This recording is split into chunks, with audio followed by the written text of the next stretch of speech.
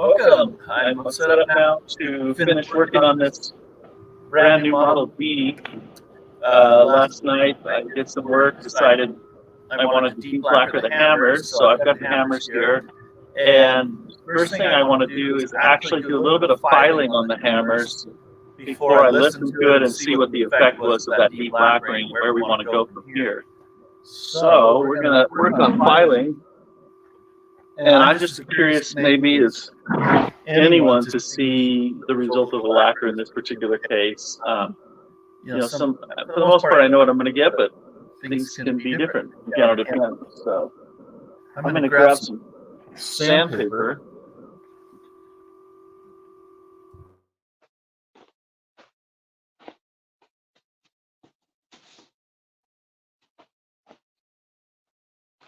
And I'm going to use two different grits, an 80 grit and a 150 grit. This is Norton Pro Sand.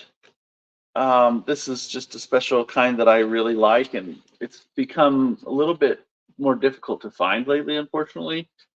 So I ordered it in bulk, but hopefully they don't discontinue it altogether. So let's see here. Let's see if we can get a good view.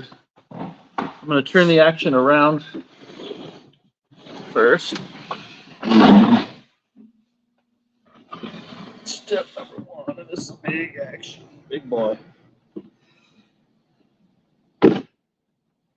And I use a hammer shaping stick. This is specific to Steinways.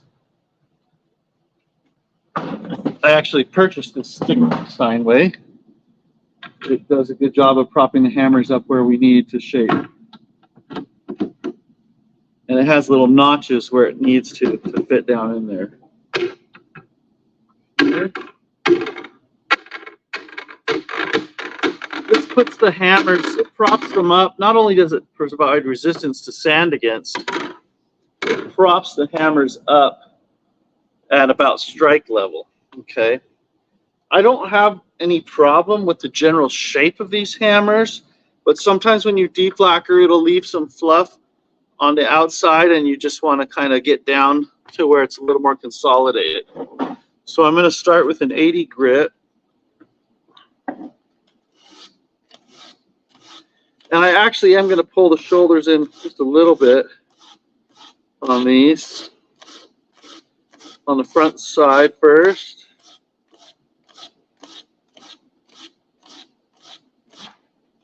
Also, the lacquer leaves kind of a yellowish stain sometimes on the felt.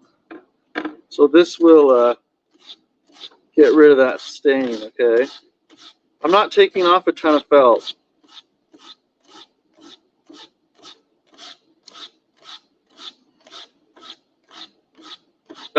This is the part where I get excited, when you're about to hear how the piano's going to sound after making a change, hardening the hammers. It can really sometimes just bring a piano to life. And just in case you didn't know, I mean, not all types of hammers we don't apply liquid hardener to all types of hammers. I mean, you could judiciously and be okay, but a lot of them out there you don't need to. They're designed to come harder from the start and then needle them to soften them and give them the right tone you want.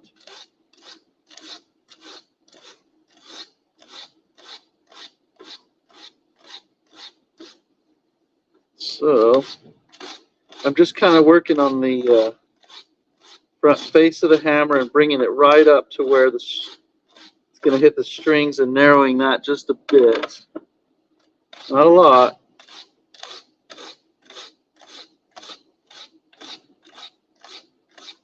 This will help the tone be better, though, than if I didn't file these. That's the theory anyway, right? No, but I think it's true. There's kind of a hard crust that can form on the top, and also kind of a softness, like I was telling you, in other ways. because the lacquer, when it's thinned with lacquer thinner, it kind of soaks in there. It wicks away from the top.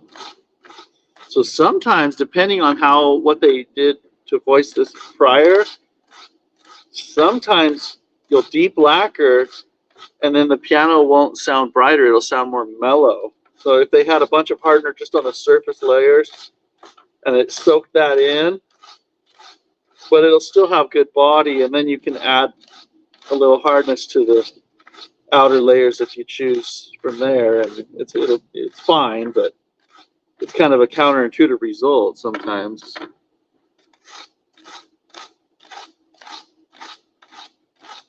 This is a brand new sheet of sandpaper, and I put clear packing tape on the back side of it so it slips past my finger smoothly, and also strengthens the strip so it doesn't tear or anything. Oh, let's see, I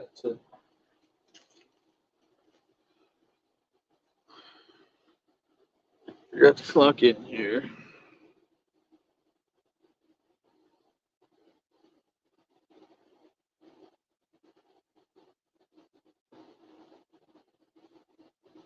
Okay, just want to log my work here.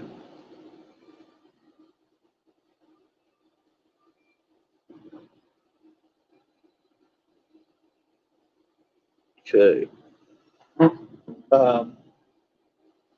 see, I might as well kind of show here the hammers from this angle too. If I wanted to chat with you there, you're welcome to put comments on the chat if you like.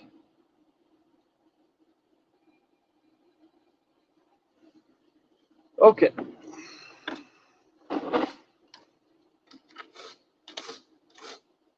So I'm just going to carry on across the whole front of this next section.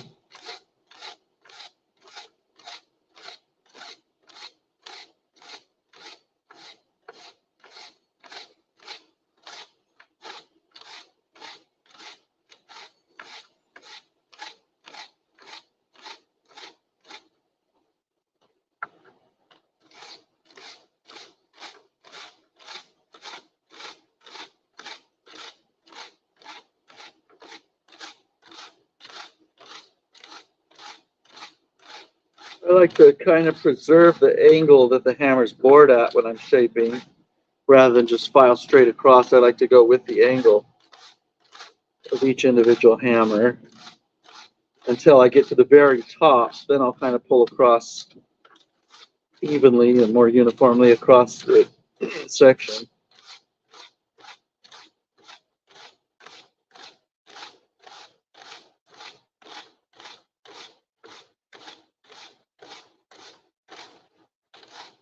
Okay. This is usually where it would be nice to have some kind of music playing or talk or something, but don't want to get a copyright strike on YouTube.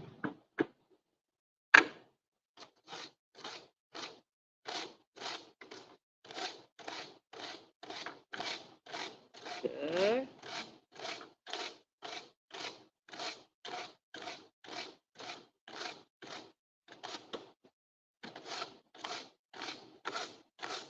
They're kind of getting closer to being bored straight. Not totally, but it's close enough to kind of do it as a section here. Just kind of cleaning off the top layer, really, and refining the shape, just pulling those shoulders in just a little bit.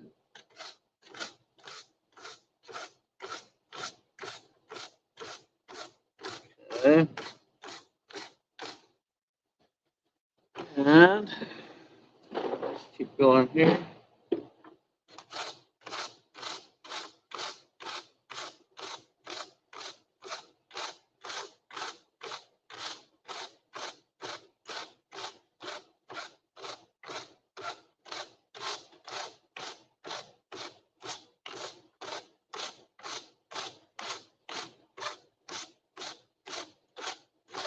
it's a little bit of a mess. I've got a vacuum here, but every so often I suck up the dust. But one nice thing about hammers that are lacquered is you don't get fluffy pieces of felt floating as much everywhere. They're a little heavier. They drop down to the ground, whatnot.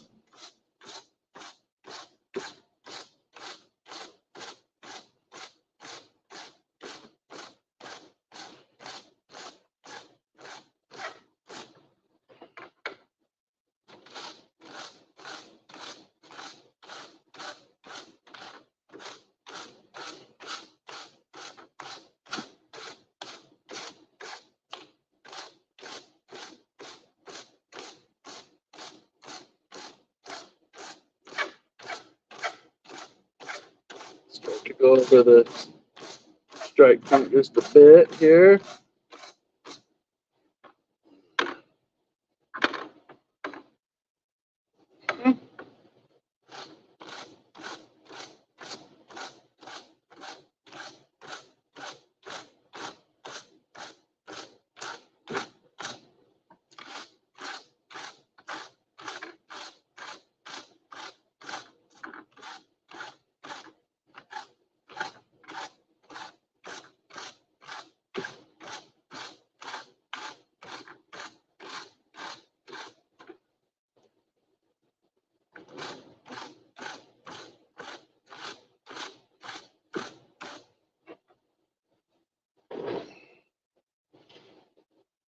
There's not a whole lot of felt in these upper hammers to begin with in this case, so I'm definitely not going to take off, a lot from the top there, just enough to get that crust off.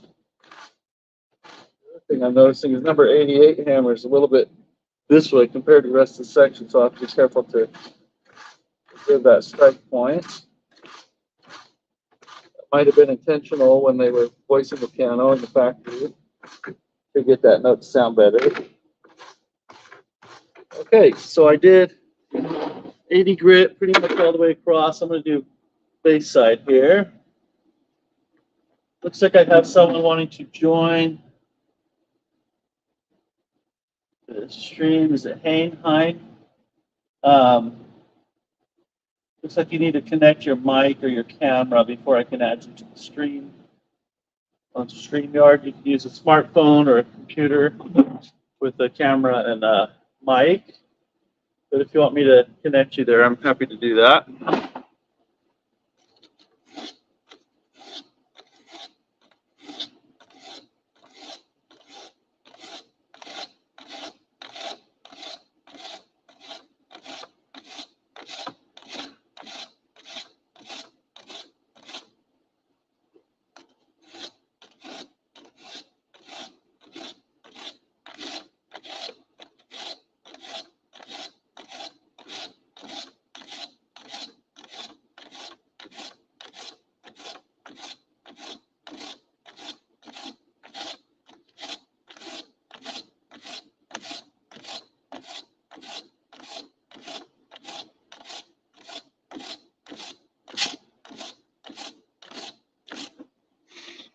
Okay. Of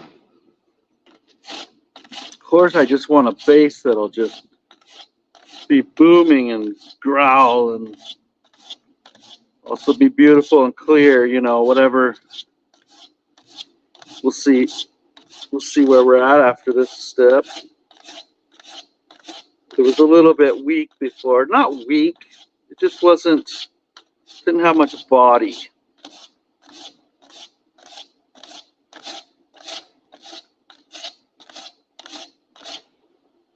Yeah.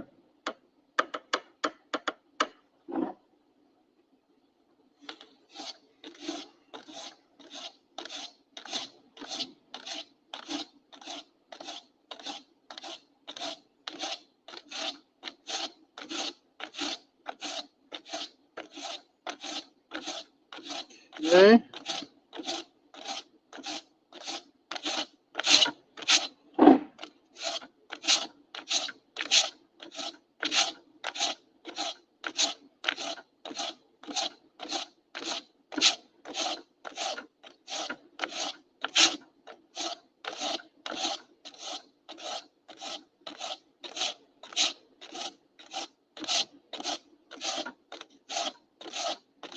Again, this is 80 grit sandpaper, but it's a really good sandpaper, and it's a brand new piece. It cuts really well. I don't usually like to use a piece very many times before changing it out for a new one. Otherwise, you waste a lot of time. It just doesn't cut the felt as fast. One thing I'm looking to do as I'm going through this is just some of these hammers are shaped differently than their neighbors. And so I'm kind of just making them all the same also as I go through, providing consistency, hopefully, and beauty.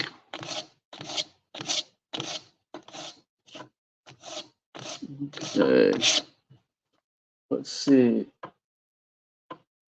I can see that Heinz on the StreamYard, but it just says device is not connected, that you need to connect your mic or cam before you can be added to the stream. So.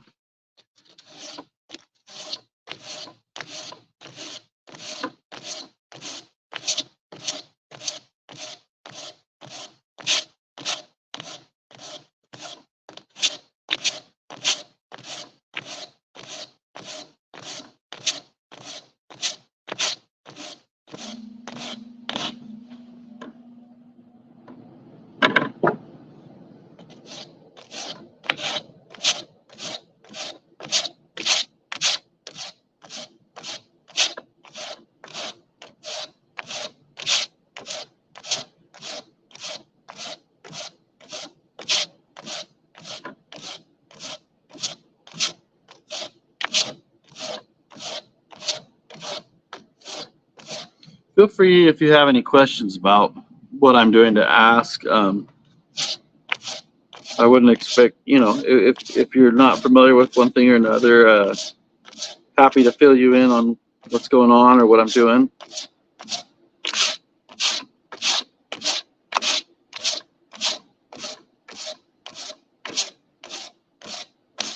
Okay.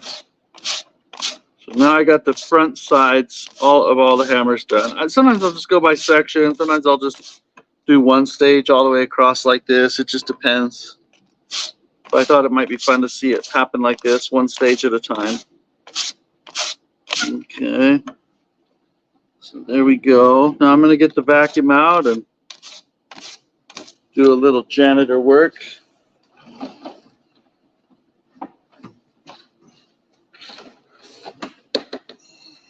Let's see here.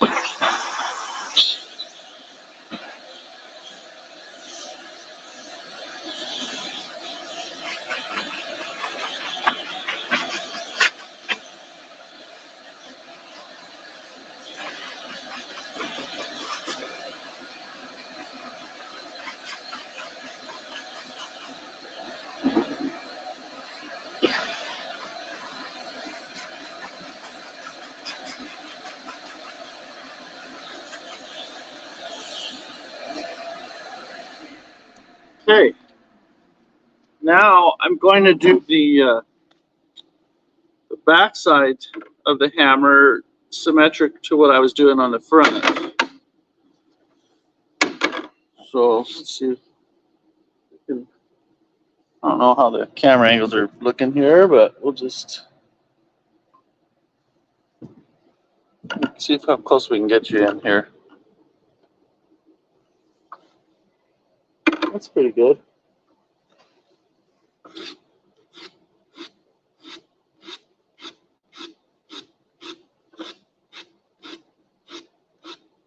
Just focusing on one hammer at a time.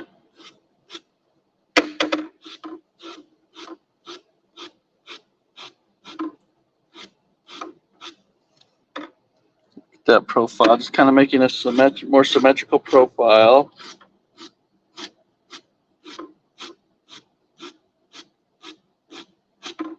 The biggest deal to me with shaping hammers is what happens right where the string hits the hammer.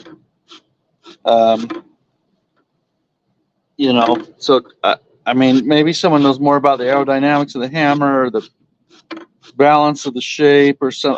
I don't know much. I don't know anything about that, but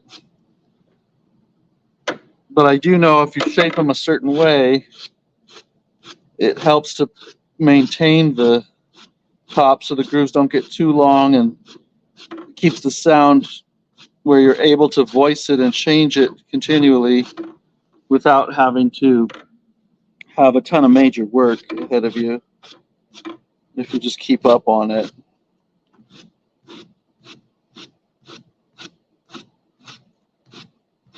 And again, as I said before, I think this is removing that initial crust of the lacquer.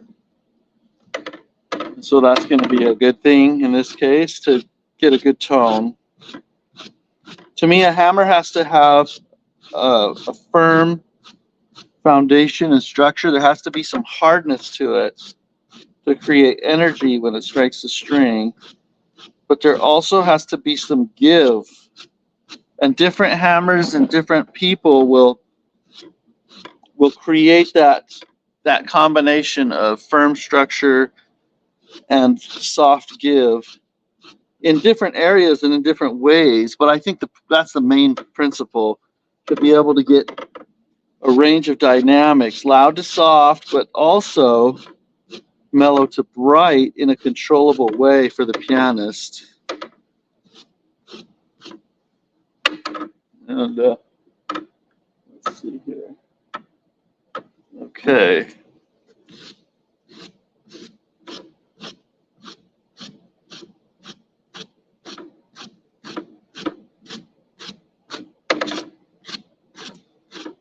Sometimes with new hammers, you have to shape them because when they slice them into pieces, they get kind of cut. They cup up where the cut is, and so they're not flat across on the top, and that can create problems. These hammers, I think, have already been shaped. I'm 99% positive they've been shaped before. And so that's not the problem here.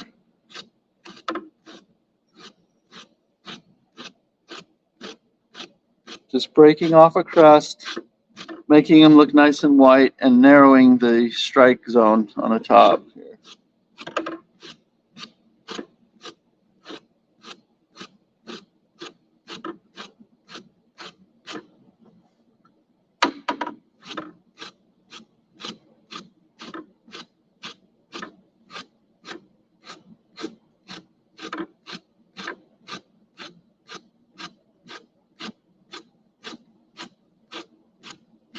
I hope to get well through the prep of this piano by the time I finish working this evening.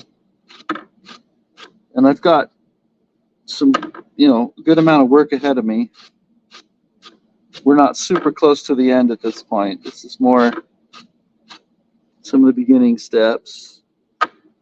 Just establishing a good tone.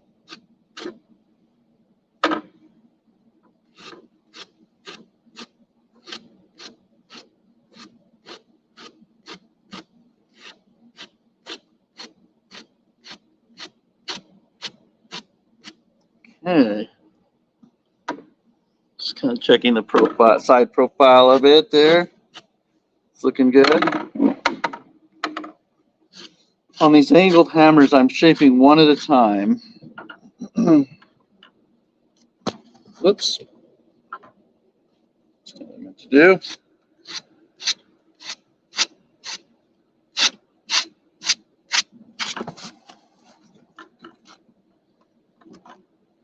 Need to get that more stable. There we go. That's a little better.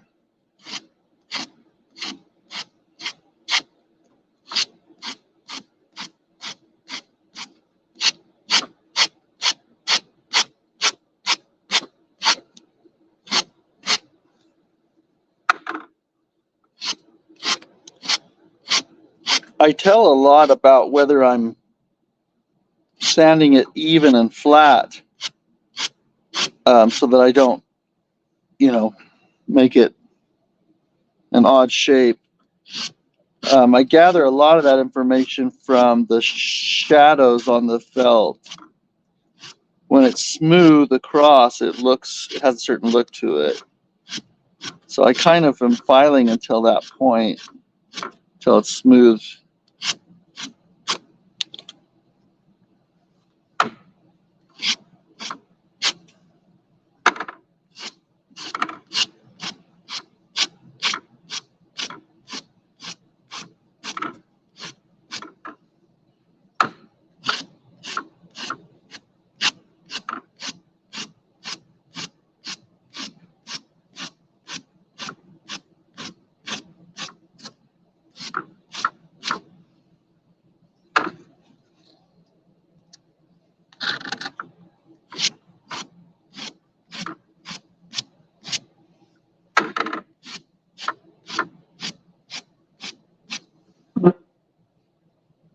Looks like we don't have anything particular going on in the chat there, which is fine.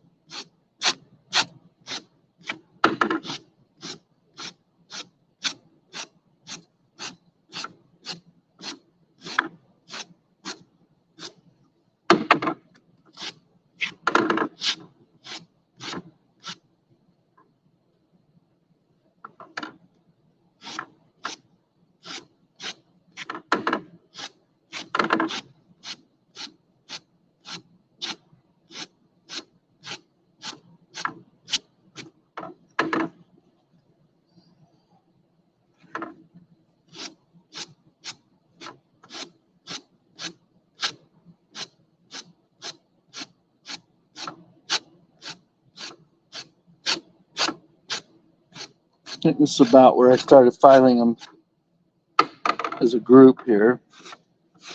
I'll just do that in here.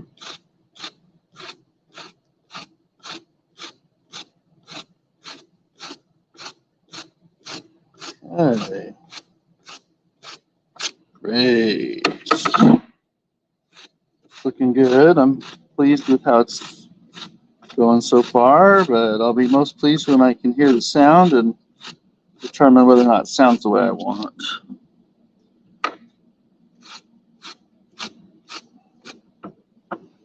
I'm not expecting a very polished sound once we first stick this in. It'll be a little rough around the edges, but I'm looking for more body and more color in the tone than we had before.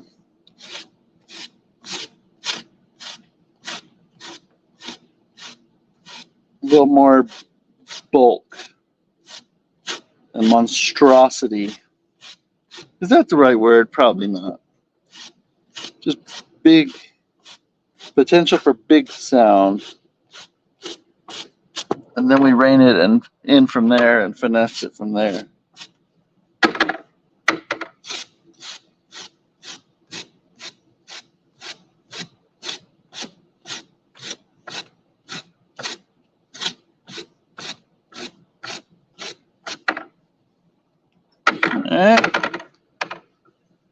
Getting there.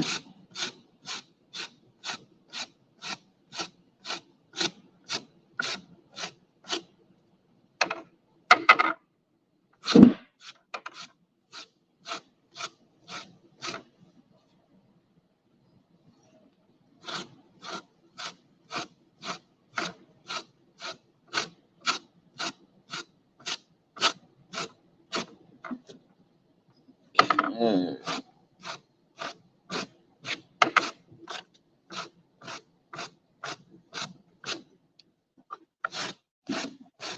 Take this over a little bit. I'm also watching that it kind of develops a line across the top of the hammers as you go. That I'm kind of refining and making sure it's right on top of the middle of the hammers.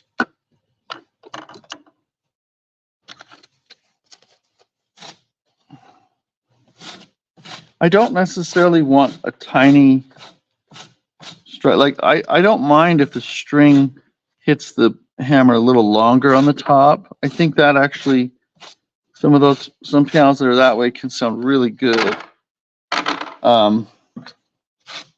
But to start with, it's nice maybe to have it a little more narrow, but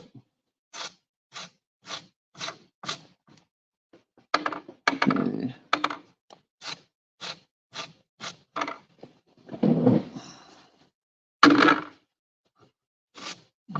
Okay.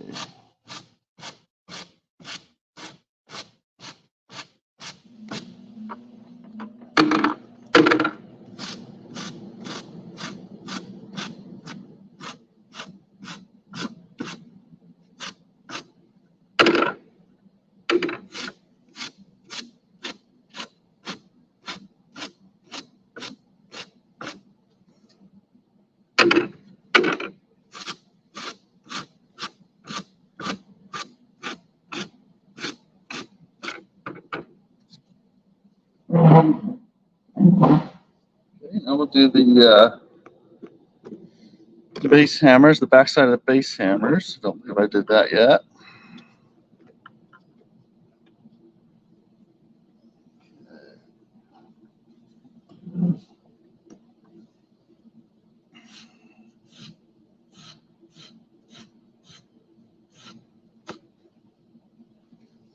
These have already been shaped in a certain way. It kind of went straight across them. Kind of undoing that a little bit, preserving the angle.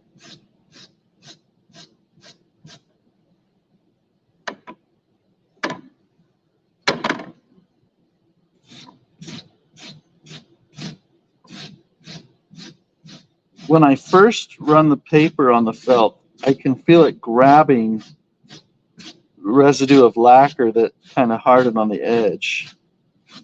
So, like I was saying again, it'll kind of soften. It'll both soften and get down to hard layers by doing this shaping. I know that sounds contradictory, but it'll give it a refined edge, but hopefully with a lot of potential for easy access to power.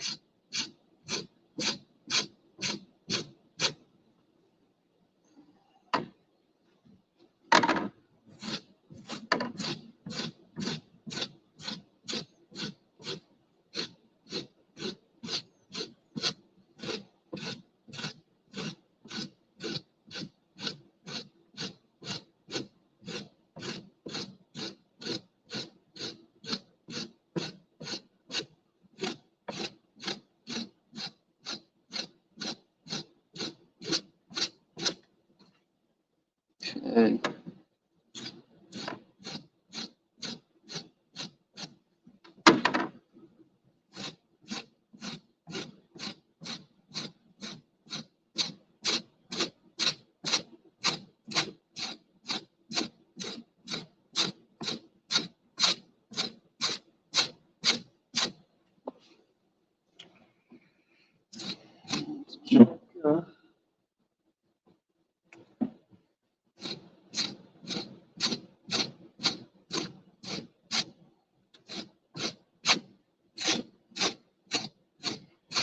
This is one of the skills, shaping hammers,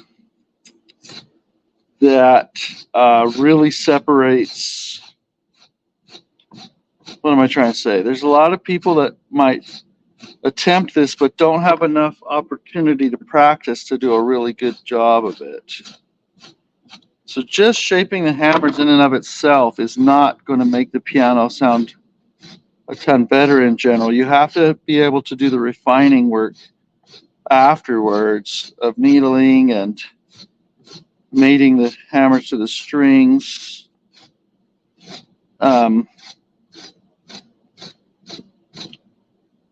And a lot of technicians never learn this, I think, maybe just because they're not, like I said, it's just opportunity to practice the skill. But doing this on a piano, especially if you have a grand piano that you're trying to voice and it's just so far gone, and you stick a needle in it and it doesn't make much of a difference, restoring the shape to a smaller strike zone and taking out groove, or if you have a piano, maybe you've seen before pianos where the tone is actually kind of choked because the grooves are so deep. That can happen too. And sometimes you'll play the note harder, and instead of getting brighter, it gets more mellow because it's hitting on the side of that groove a little bit. So I wish, if I had my way, and this were an imaginary world, I would wish for grooves in the hammer that were just a little bit deep, a little bit wide, and they stayed that way all the time and didn't get any deeper. But it doesn't work that way. By the time the piano's sounding good, then not very far from there, it seems like you need to shape the hammers.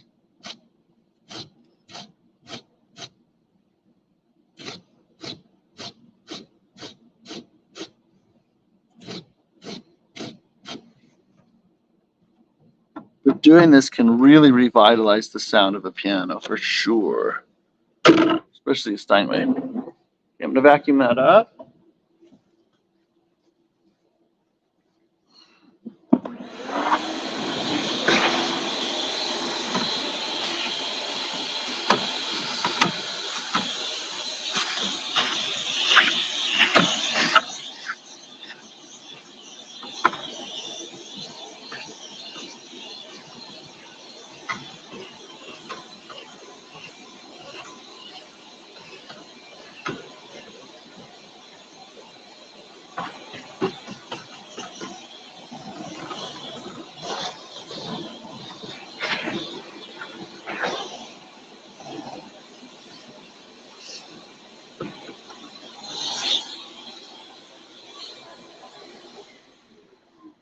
Okay.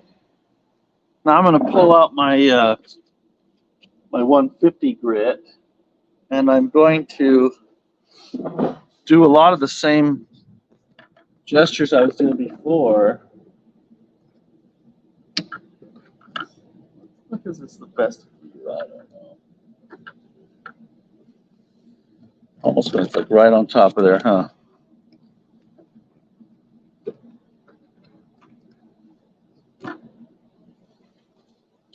So I'm going to kind of be doing a lot of the same. I'm going to go across the front just the same as I did before, and it'll make it even smoother. And even though this is a finer grit, it still has the capacity to change the overall shape of the hammer. So you do have to be both careful, but also use it to advantage to continue to make each hammer look really uniform with its neighbors.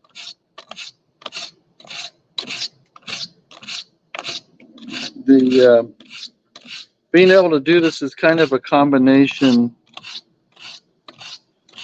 of keeping tension in the right spot on the strip and putting pressure in the right place with your finger on top of it.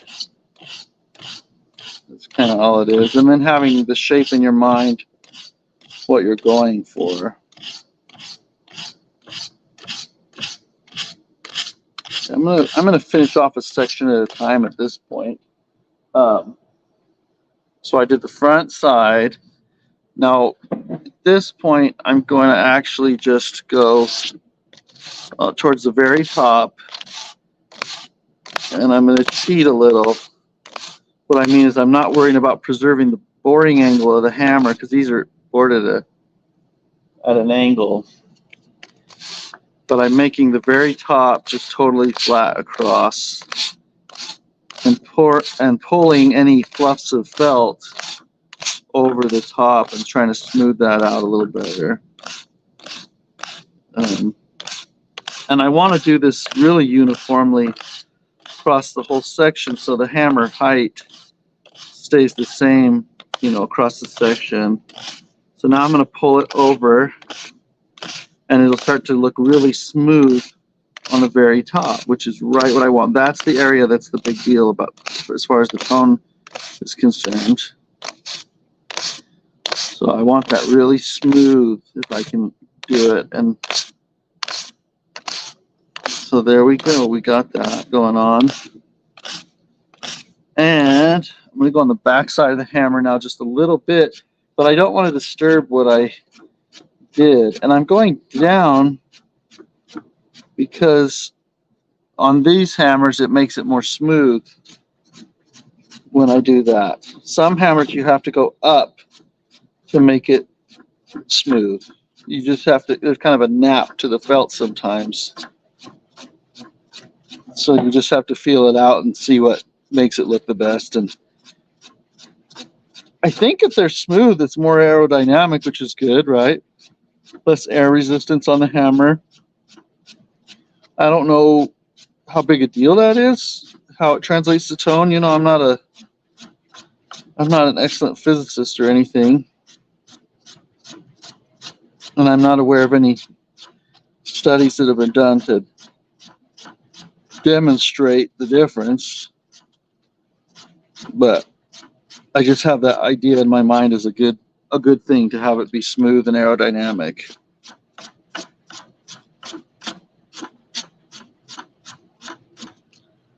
Kind of cleaning off any balls of felt that have collected, dragging that paper across there and smoothing them out.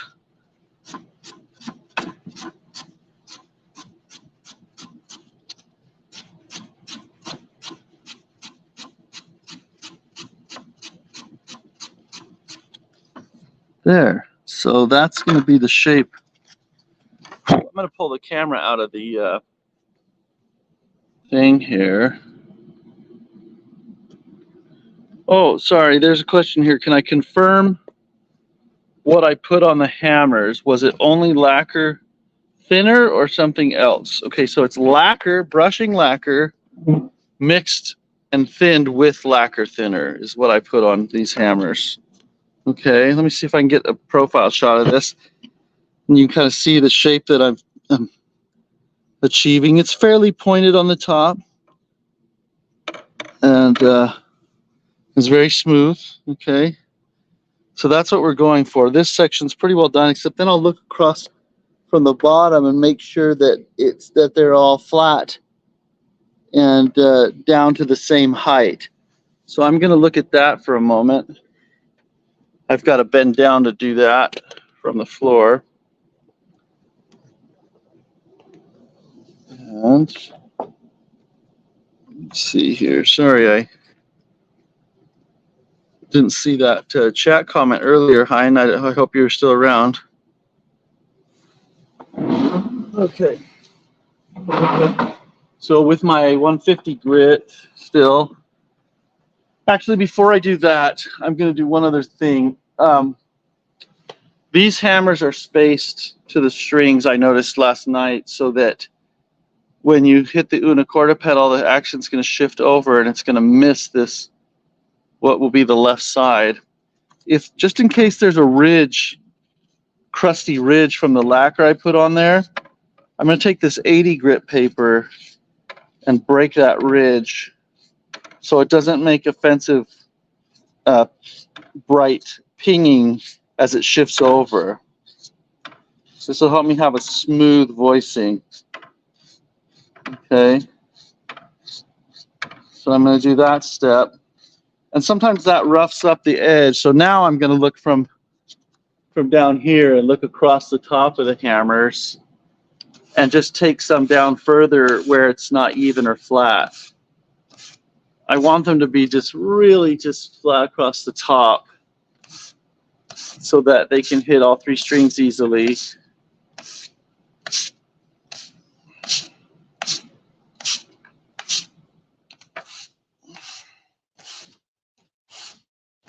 And sometimes this step actually will end up removing a significant amount off the very top just to get it level.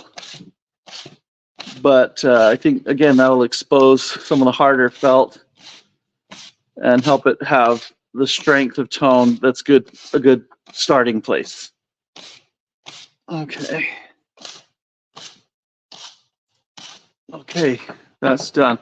So that's that section. I'm going to film down here. If you look against the black of the piano behind us, it's fairly flat. Let's see, I'm trying to get the same perspective. I don't know if I am.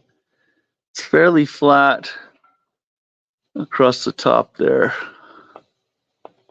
Compared to this section we haven't visited, look, it's not very flat. There's some that are higher and lower and all over the place. Okay. So this is a lot more clean. So we're going to keep shaping and work towards that.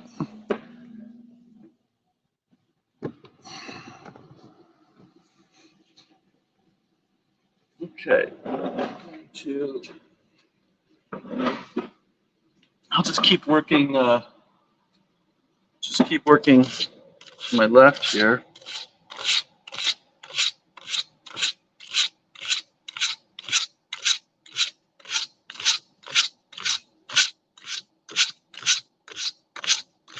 I'm not putting a huge amount of pressure on the hammer at all.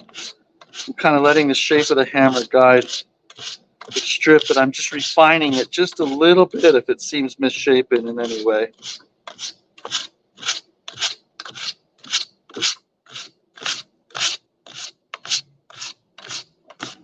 Now where we're going to go is a section here.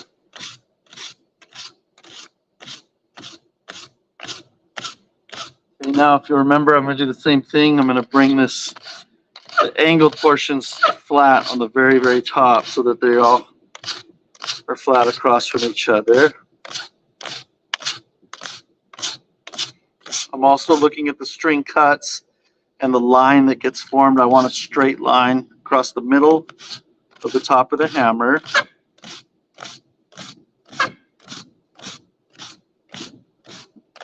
Now I'm going to pull over just a little bit here. Okay, there we go. It's going to start to get very, very smooth. I don't have the need to eliminate the old string grooves that may have been there but it's just doing that because they're so shallow since these are new hammers. It's just removing them, but that's not my point in doing this. They weren't a problem. It's more just the overall hardness of the hammer and the texture of the surface of the hammer, okay? Okay, so I've gone over the top and that's looking really smooth. Let's see if I can show you a difference between. Okay, so we have this, the way this looks. That's the section we did. This will vacuum off a lot of that fluff. And then this, we've gone just over the top, but we haven't done the back side yet. And then this still has a like lines on the top and bumps. A bump on the top from narrowing those shoulders that we need to pull over, okay? So now we're gonna go on the back side of this. Let's see if I can show that a little better. Oh. Go get my camera block.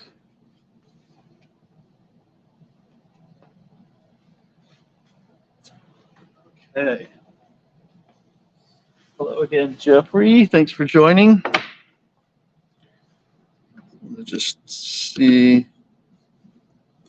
It's going to be a better situation to put the camera down on the block. Okay. All right.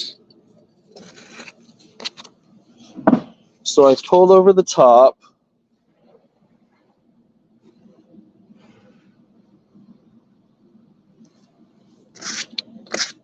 And it's smooth for the most part.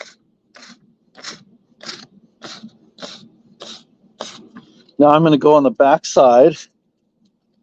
Camera's a little bit in my way.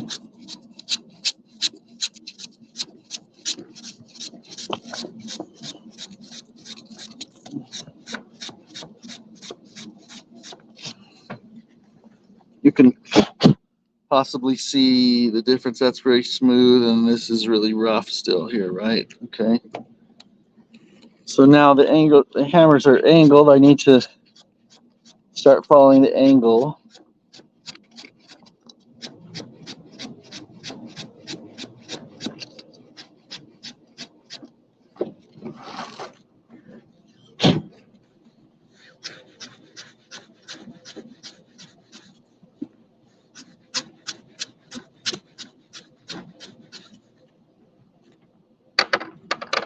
Make sure they're getting the shape that I want.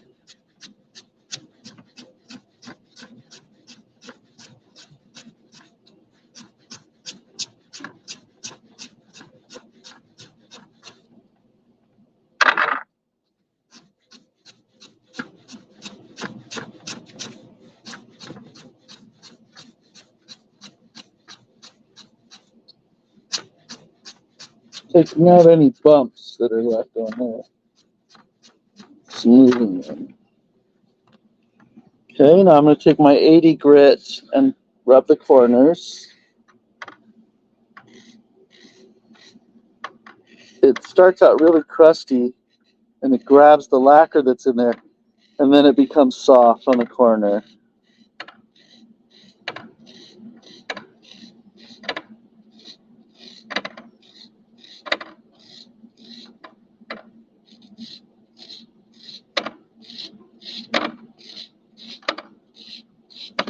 That corner collects a lot of the lacquer hardener, and yeah, and so it's extra hard on that edge. We don't want that. Okay, now I'm going to get down, strike point view, and just shape these better.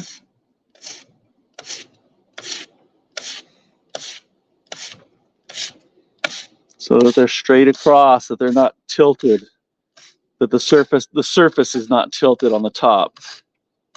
We want it flat, level, so that we can hit all three strings at the same time.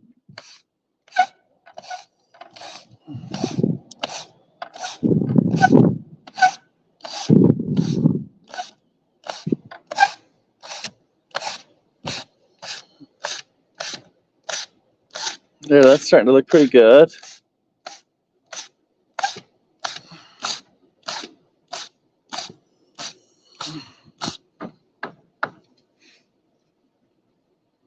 So if we look across the top there against the black panel behind us, it's looking pretty flat versus that one that we haven't done. Okay. Carry on, and then again, this fluff will just vacuum off.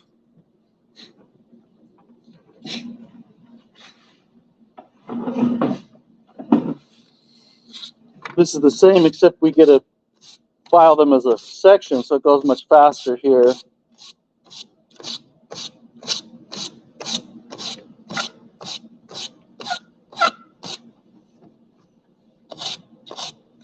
And I do try and check that the highest point of the hammer is centered.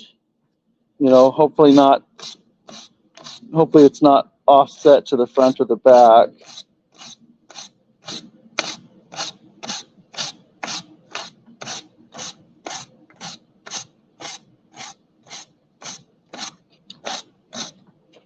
Okay, I'm going to pull that over.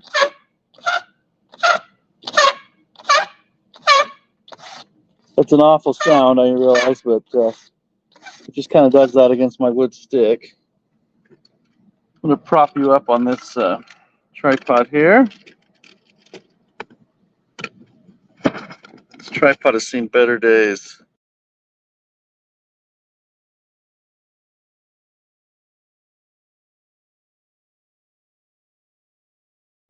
I'm going to have to reconnect my mobile cam here.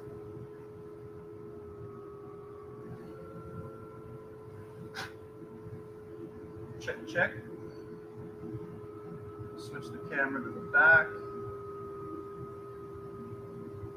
And get back into the stream here. Okay. Here we go. I'm going to go ahead and try and solo this view for a bit. Give you a Larger view of what's happening.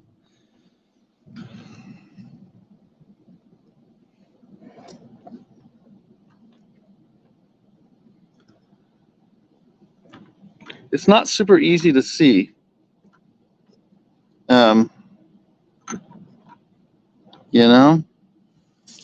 So, but I'm going to try. I'm going to keep trying here for you to get that smooth over the top. See, these still have a line on them here. Smooth that over.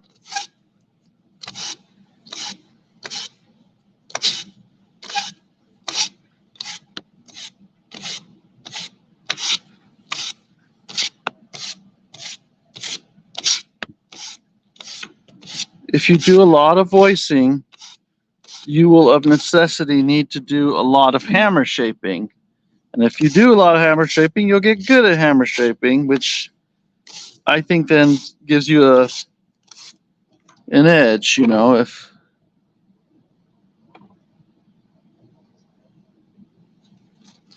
not a lot of people do this kind of work very well.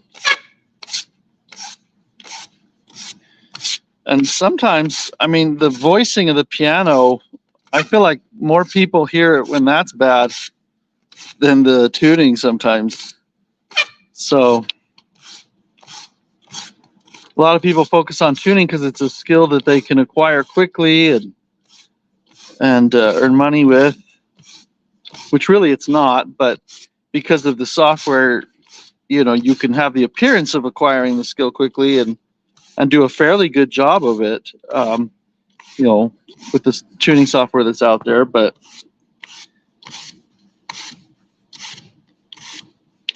okay, so now the tops, the front and the top is very smooth and the back is not yet smooth.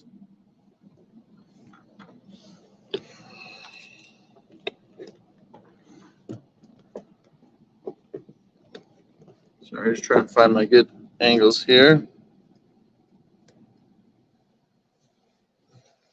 All right, now on here, all I have to do is brush downward.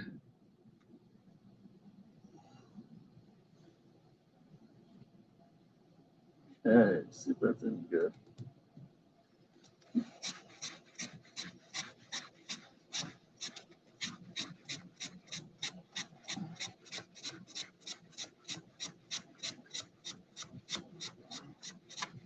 Smooth out the bumps and lines, okay?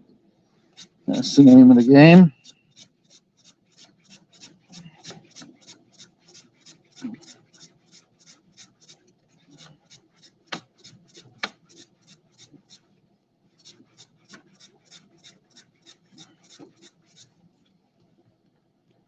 I didn't want to disturb the top that I had already established. Hopefully I was successful in that. Okay. So it's looking, compared to this here, now compared to this part, it's just more smooth. Okay. And when we vacuum it off, you'll see even more just how smooth it is. Break off this corner crust. Just very lightly. I don't want to push hard and flatten the corner of the hammer, really.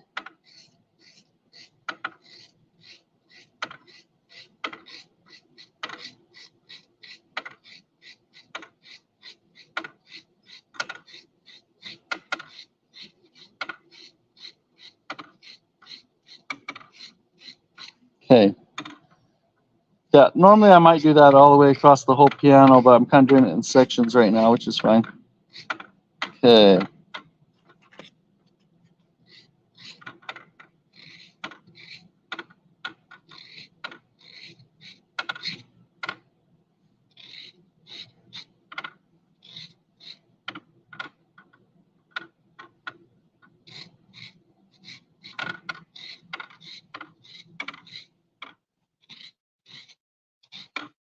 Okay. How are we doing on this?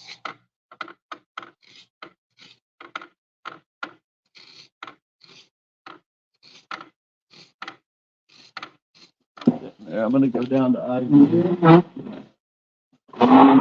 Remember, the hammers are propped up to the height where they will strike the string approximately.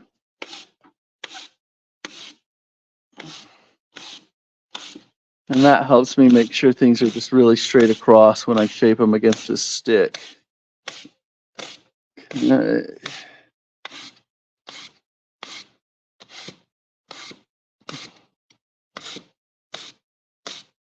All right. Okay. This isn't a hammer shaping video, but I guess it kind of is, right? But maybe in the future I can have a video with much better angles and things so you can see what's going on. There we have it. Now we just have to do the top and bottom sections.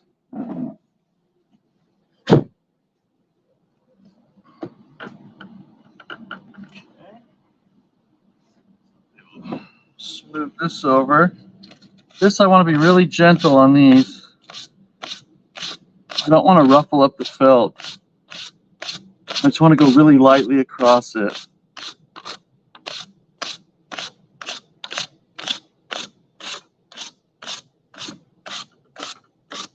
And I don't want to take much off the top here at all.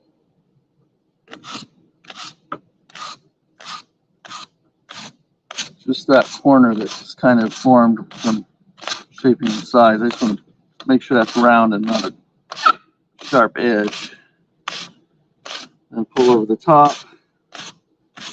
So I'm a lot lighter here. A lot lighter in my touch. And then the back, especially going over the top.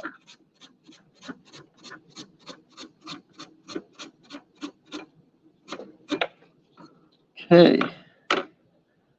Good. Right. I'm going to break off the corner. Even up here, it's important, especially.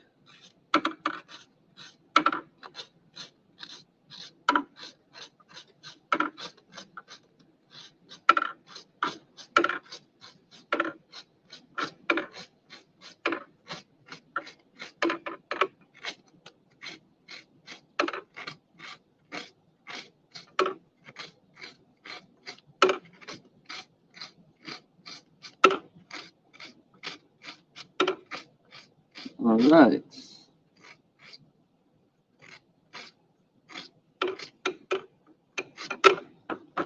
Then I'm going to file the tops of that section. This is just finishing it off at the 150, making sure it's flat. I'm not going to do much up here. It's already pretty straight. And I can tell it's already been filed considerably in order to voice it up to this point, to try and bring tone out. Someone who prepped the instrument initially in the factory has filed that down intentionally, I think. So, for sure. Okay. Just going to clean that off. Good. So we're getting there here. We're getting this a lot smoother. I feel like it doesn't look as smooth on the camera. Something about the resolution is what I see. But, okay. Just all that's remaining now is the base section.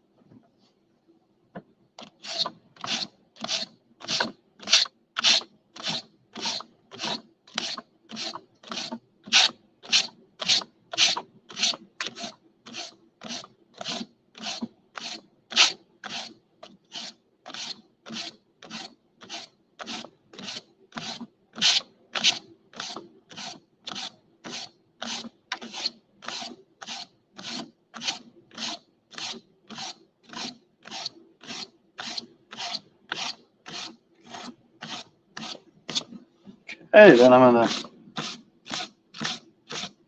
make the very top kind of straight across. Because these are angled hammers, I do a little prep just on the corner right before I approach the middle of the top, which is where that's where I'm focusing my cutting, is right before that point. So it'll make them all uniform. And then now I'm going to just pull over the comb over, which I can't even do with my hair anymore. I can't even do a comb over. So, you know. Okay.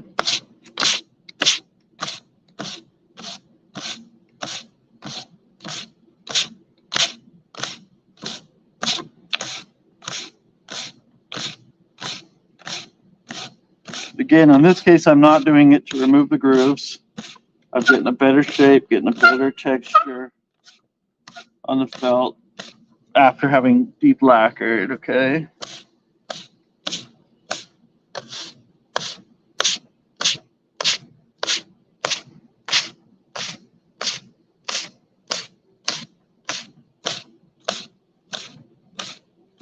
Okay, now I'm going to go a little lower on the shoulders and smooth that out.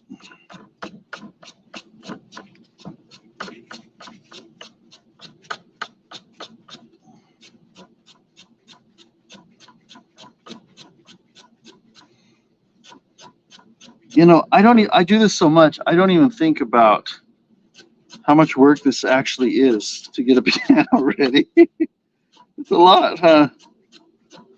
It's kind of tedious. I guess I could get used to it, and I'm okay with it after a while, because I kind of, in my mind, I see the whole thing and fast forward where we're going with it and the end result. These hammers are not smoothing very well on the back when I stroke down. So I'm going to try and go upwards just a little bit, but I don't want to go all the way back to the top where I've already made it smooth. I want to keep that, I want to preserve that smoothness up there. And let me reestablish that here on this back corner. And then I want to just ever so slightly pull up, and I'm putting pressure on the very bottom.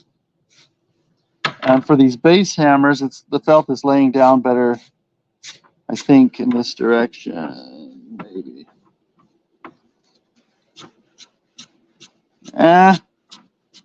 It's a tie, but so I don't think I'm going to gain much by going that way.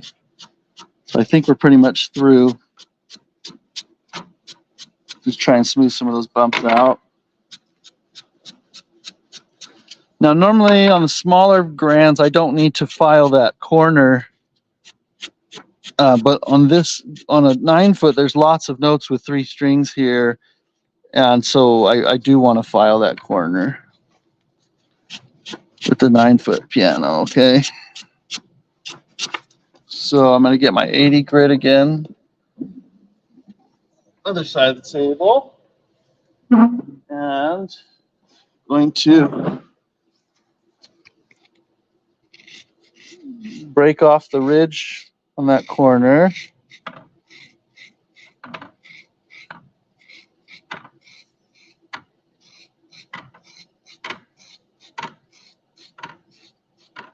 So much of being able to get good at voicing is an opportunity to practice it.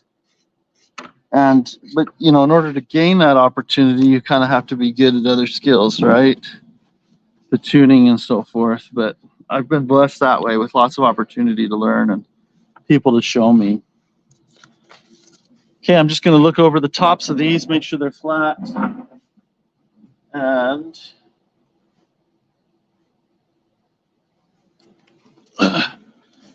And then just vacuum them off, and we're done with the shaping, and then we're ready to see what it sounds like. Yay! Which I'm very excited for. If I haven't mentioned that already, which I have.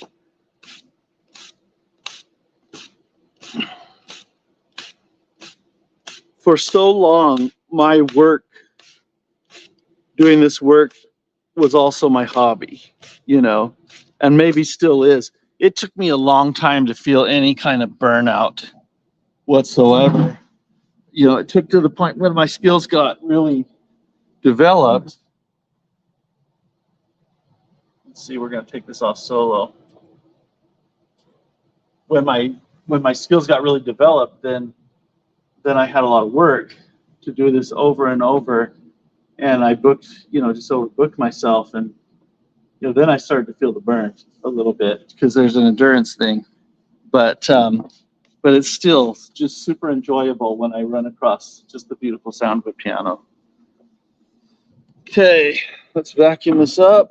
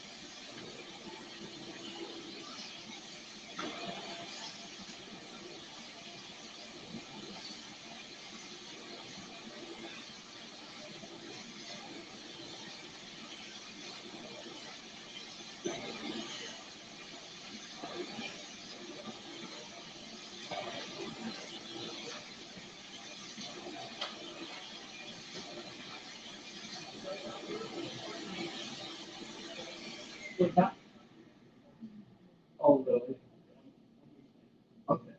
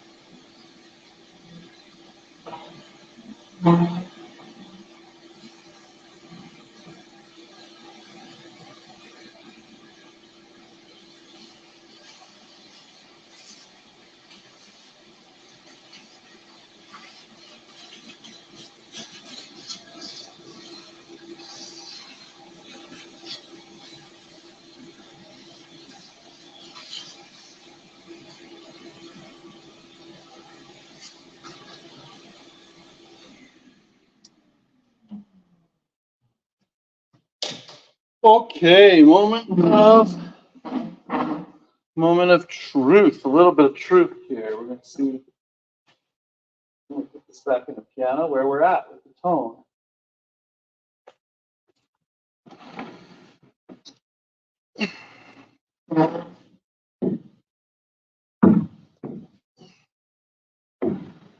Okay. We want to locate the action where they determined it was supposed to go before.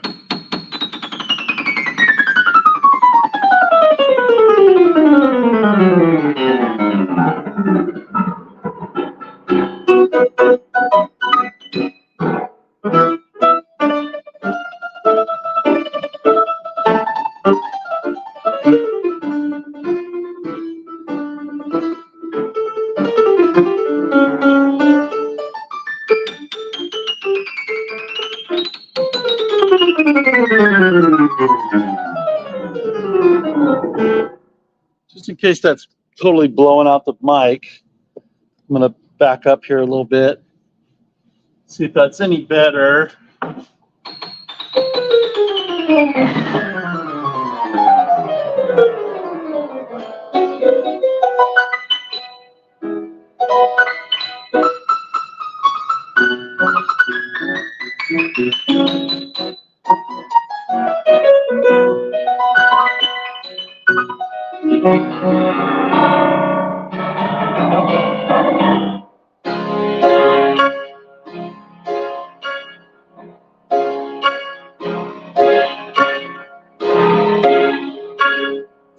So there's kind of there's not really a ceiling, not as much of a ceiling to the big monstrous sound, and it's way over the top bright right now. Right? It was bright before, but the best way I could describe it is it was in this area especially. Right now, this is so bright and it sounds thin. When we needle it and voice it here in the next little bit, it's going to open up and broaden up and be just a nice whole tone. Before it just seemed kind of hollow, okay, like there was a piece of the sound missing.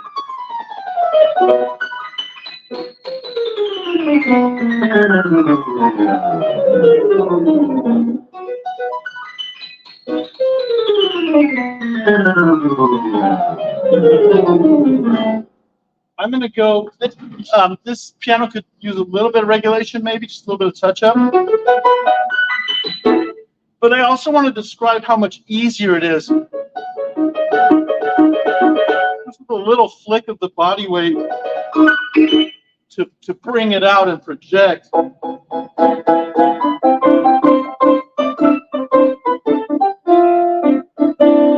Whereas before it wasn't, that easy. And all that pingy brightness, we'll get that out of the tone. That won't be in the way.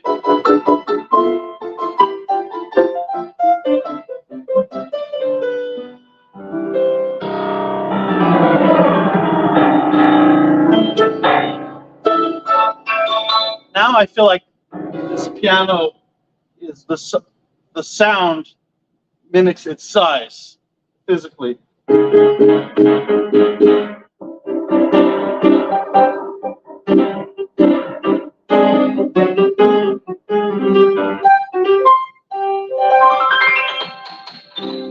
I'm going to double check whether or not the strike point is in the optimal place or not. See if this projects even more if I move it around.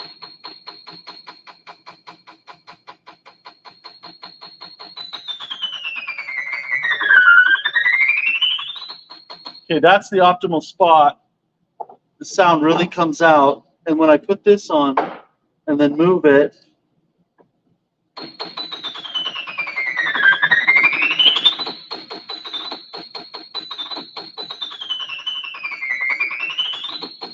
it didn't change. I mean, it didn't move it, so it's in the right. It's adjusted correctly, except this note 88.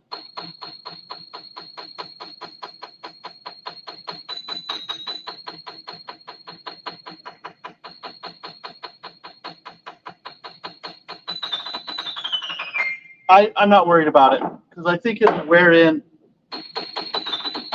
as the grooves cut a little wider on the hammer.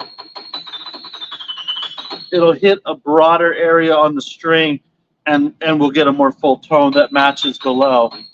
Right now it feels a little thinner than the neighbors below, but let's be honest, it's C8. It's not in too many, not in too much of the repertoire, right? So, okay, so now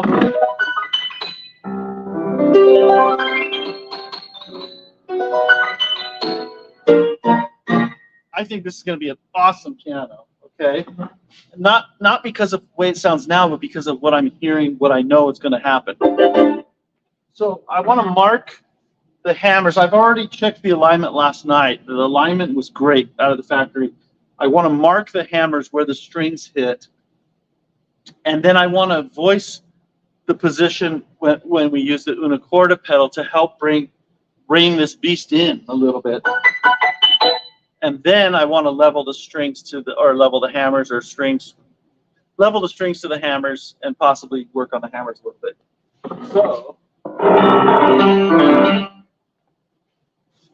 So I'm just going to take some carbon paper, this carbon paper, just in a little folder to keep it stiff, and see if I can reach it back there far enough on this 9-foot beast and mark the hammers, okay? I'll show you maybe what underneath what we're dealing with. Let's see. Where is that block? There we are.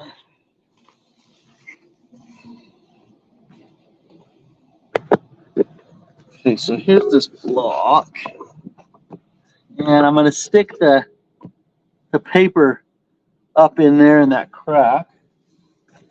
Oy. Okay,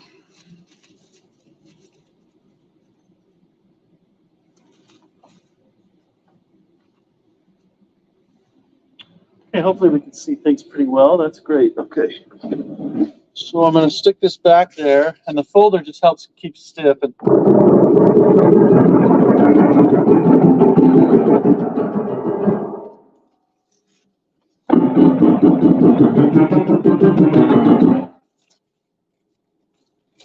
move that over just a little bit.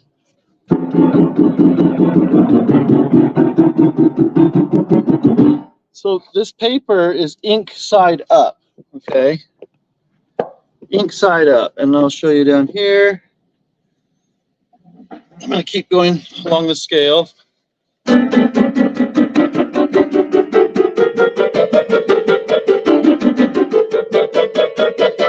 So I'm typing ink onto the strings.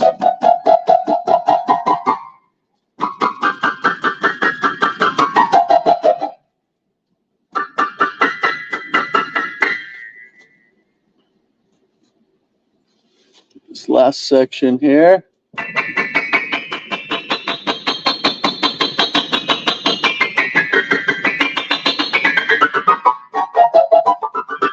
Okay, now, so the ink is on the strings. Now I'm going to print that onto the hammer. Let's see if we can get a good view down there of what it's going to do. Okay.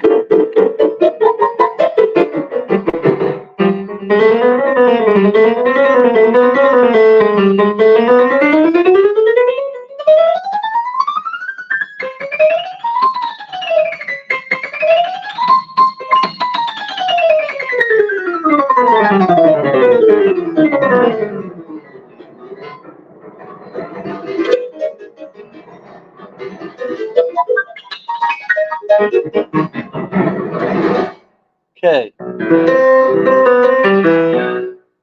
if you can see those lines, but when I pull it out, you're going to see the lines on the hammers. But before I pull it out, I'm going to tighten the end blocks here.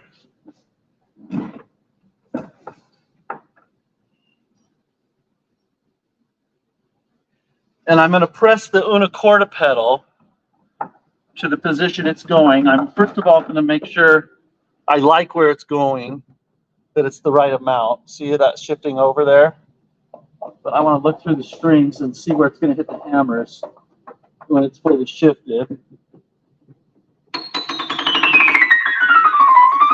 Now there's still a little bit of ink on the strings, okay?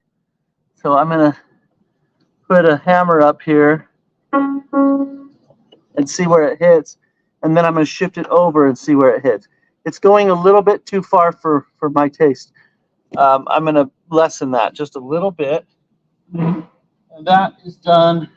I have to loosen these end blocks, and I have to get back into the piano and do a stop screw here.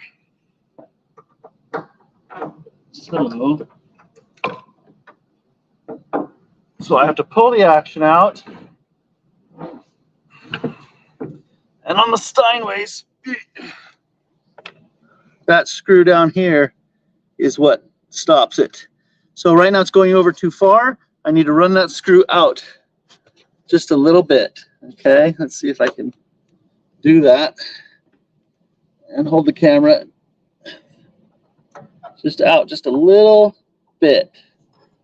Let's see where that puts us, okay?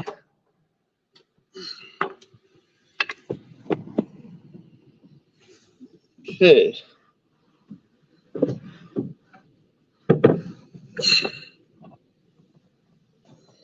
Here's our hammer again. And with these new type of end blocks or cheek blocks, I don't trust them if they're not screwed down as far as what the Una quarter pedal is going to do. I don't like saying una quarta 10 times fast, so I usually will say, the shift pedal, okay? Because that's what it's doing, is it's shifting the action over.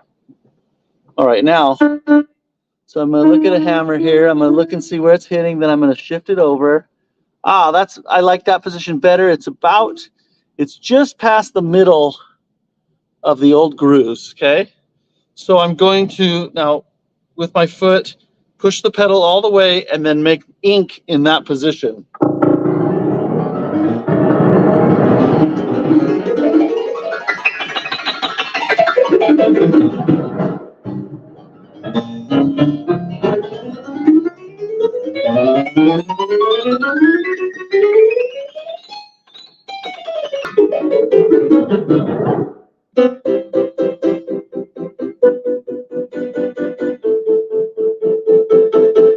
You can hear the tone contrast between the pedal already.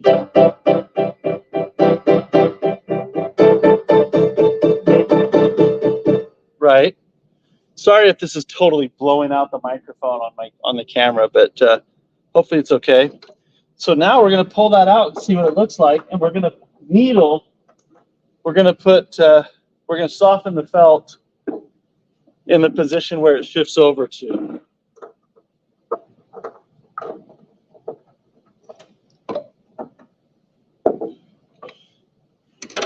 Okay.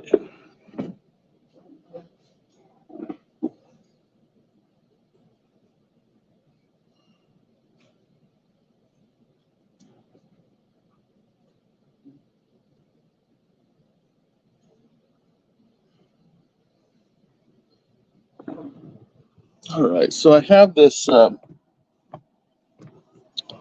this tool. I'm going to pull off this piece of brass, and I'm going to use a different tool.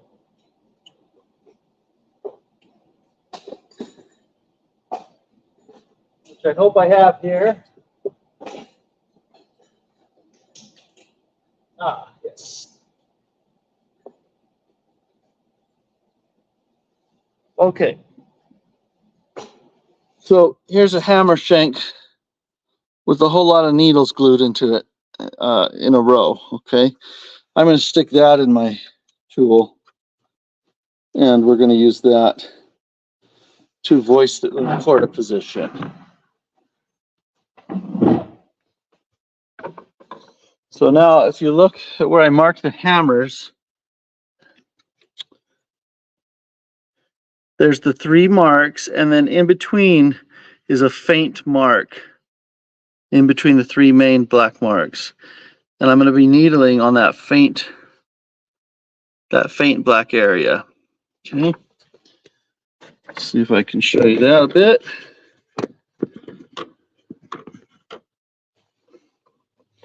I'm going to support it with a voicing block. And in this case, I'm not going to go too much because it's already a big contrast. I feel like, because it's missing the left string when it moves over. I just want to make sure there's no extra hard spots.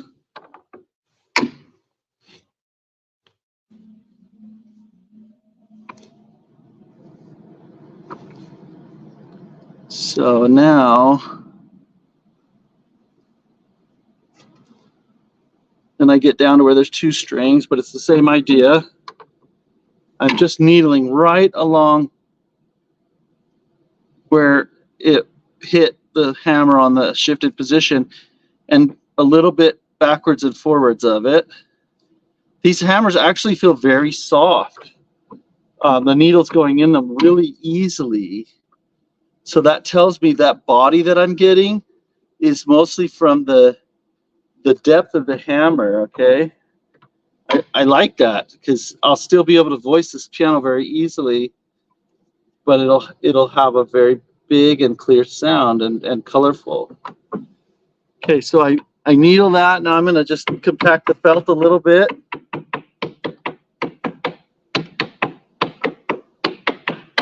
Over the top of the hammer, and then we'll just keep doing the same thing across the sections here. Sometimes I will needle on the very, very edge, left edge, if I feel like the string might hit there, but so far these hammers are aligned very intentionally and very consistently so that the left string misses. So this piano coming from the factory tells me that that is what they're being instructed to do currently.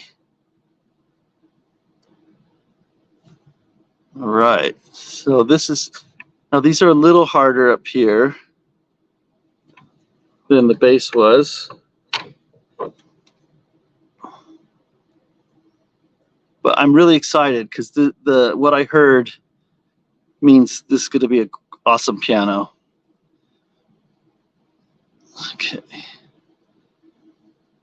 All right, I'm not going super hard, nor am I going super deep with these. The needles are very close together, so they're just making a softer, breaking up any crusties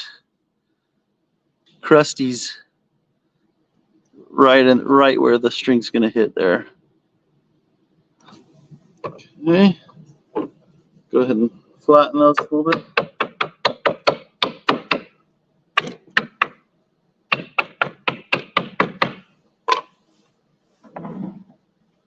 Okay, let's try the other side here.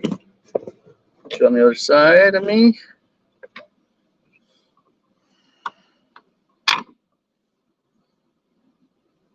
So this serves as kind of a pre-voicing to tone down.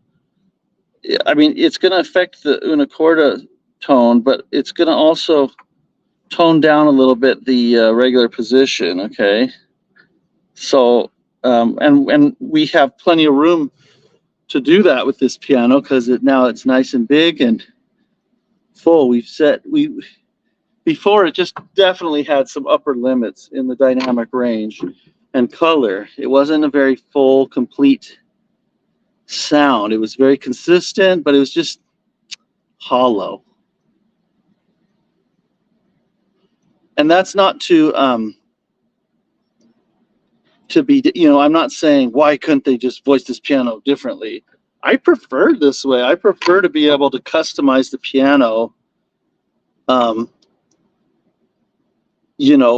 based on the artist and where it's going and those kinds of things. And they certainly have done nothing but lay a perfect groundwork to do that. So just so you're clear on my position, I don't think anything was wrong with the piano. I think it was just voiced for a different context, and the beauty of the Steinway pianos, the way they make them, is I can then customize it for the performance space it's going into.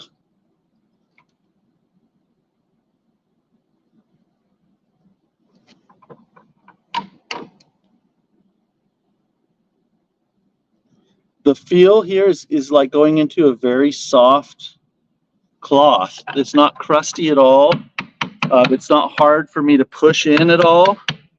And I like that about this. I don't like when I feel like I'm going to break a needle on a piano, you know. I guess I should check if anyone has any questions or comments as we go. You're welcome to say whatever you feel like. It's polite. Okay, so I'm just going to keep doing the same thing, just going right where those. I'm not needling the original position marks. I'm needling the marks that were made after the action is shifted over from the left pedal being pushed. Just to be clear. I will probably have to do some considerable needling. When I say considerable, I mean I'm talking about one needle poke or two, but it'll go a little deeper, you know. And I'll have to do a lot of notes to even the piano out and get rid of the kind of edgy crust to expose the beautiful, intimate tone that can also be monstrous.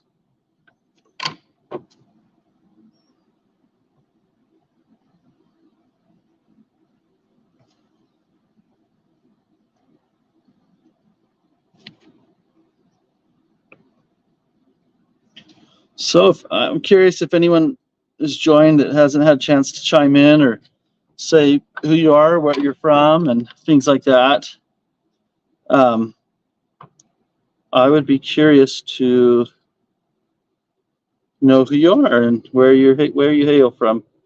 A little while ago, there was a question about what I hardened the hammers with, and I said it was brushing lacquer in a can, thinned with lacquer thinner, and the the mix that you use can have a different effect depending on how many solids or how much, you know, the count of solids that are in the original paint.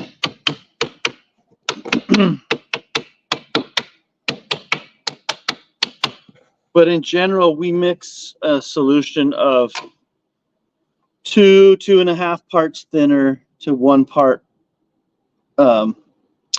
concentrated lacquer.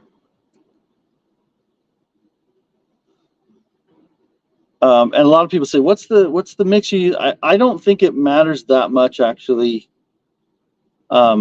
You know, if you're off a little bit with your ratios, it's not like you're going to ruin the piano.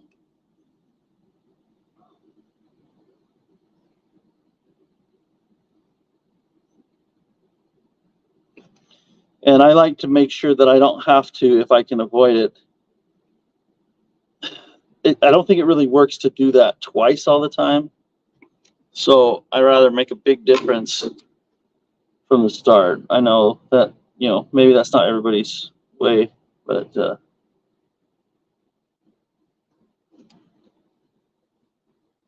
I just want to say thanks to everyone who's kind of joining in and giving me a reason to broadcast. It is meaningful to do this kind of thing and share what you love and, you know, what you know, and see if there's someone else who might benefit from that info. It's a great diversion.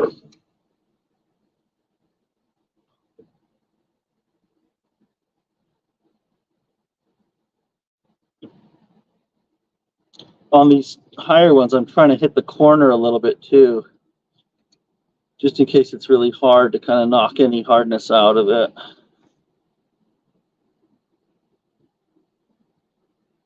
Okay. I'm already in love with this piano.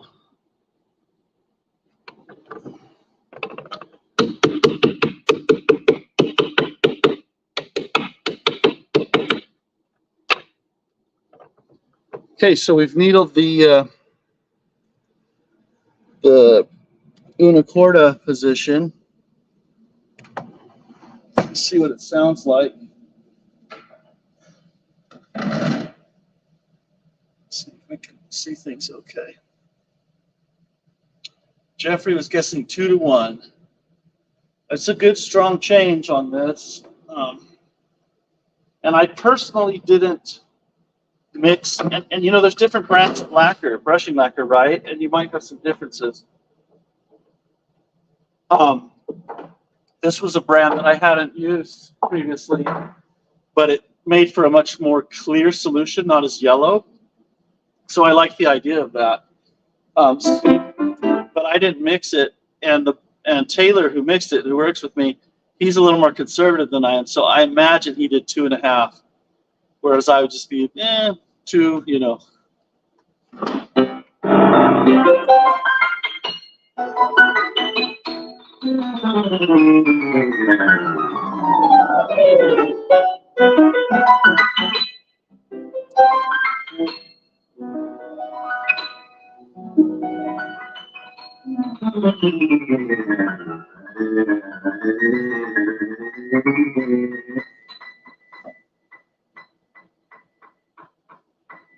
I have the action shifted over with the unicorda pedal, and I'm just hearing what our needling did.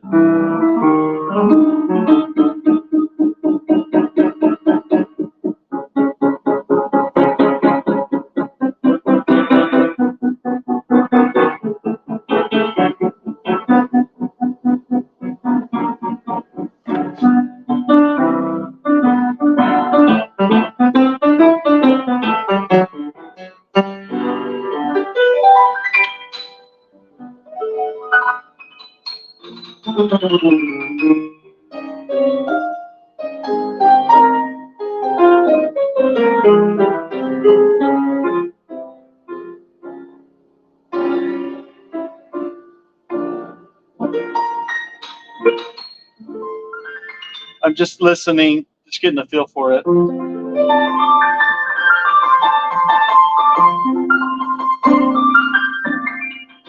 Don't worry, I know it sounds bad now if you're worried at this point. It sounds good in a lot of foundational ways, but there's a lot of finesse that needs to happen. But I'm not worried because I know we'll get there here.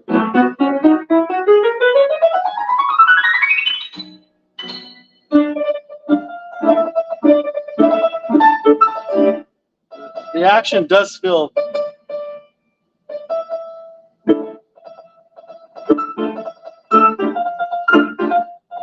not super fast.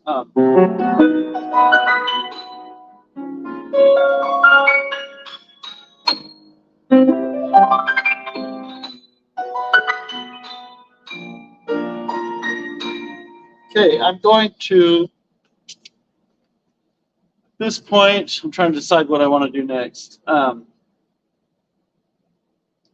going to go ahead and mate the hammers to the strings. And then we'll look at the regulation. I know that's kind of backwards, and sometimes we do it, but in this case, where the piano, it's a new piano. It's already gone through all the processes, you know. So.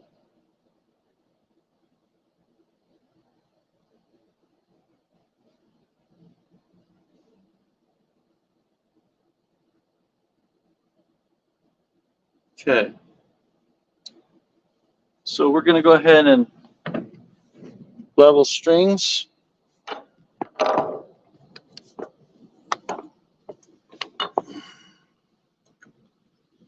Let's see if I can get a view on that.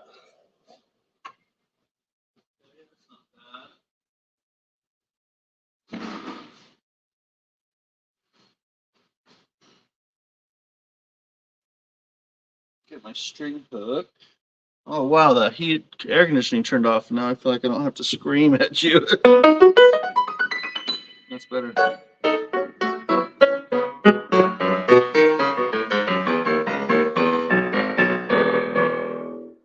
Okay. Anyway.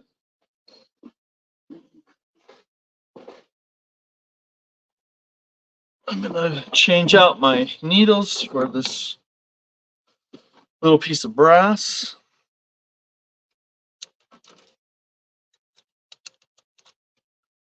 And let's see how well we're made it to the hammers at this point.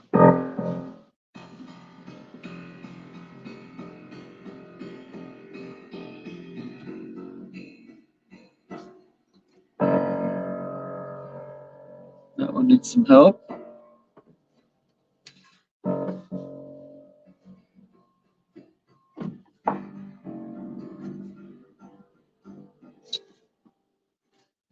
Okay.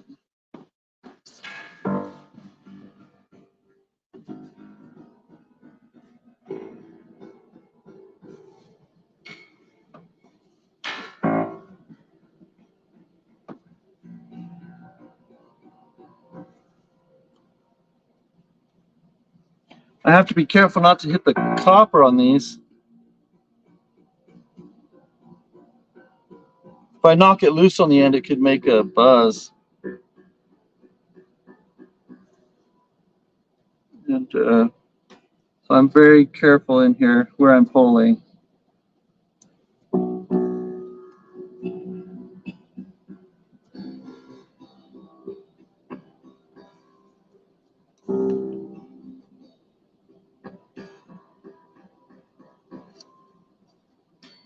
A lot of these are pretty good. Just a little tweaking.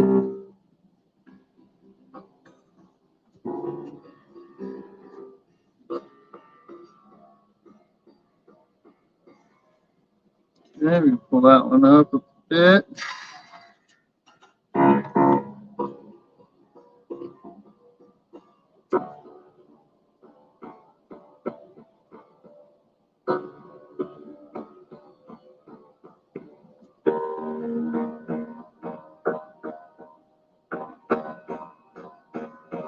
We're getting a fair amount of freebies, which is good. Means we didn't change too much the top of the hammer or what they had going on.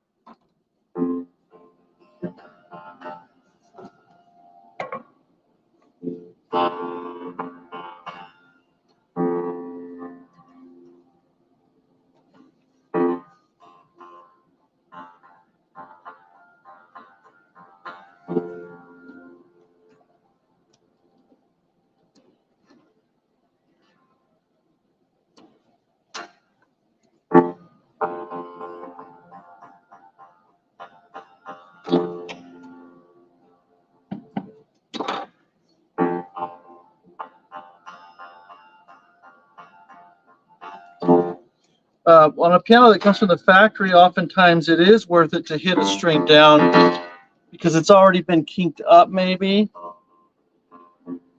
So I'm just undoing the bend a little bit. And sometimes it makes it better.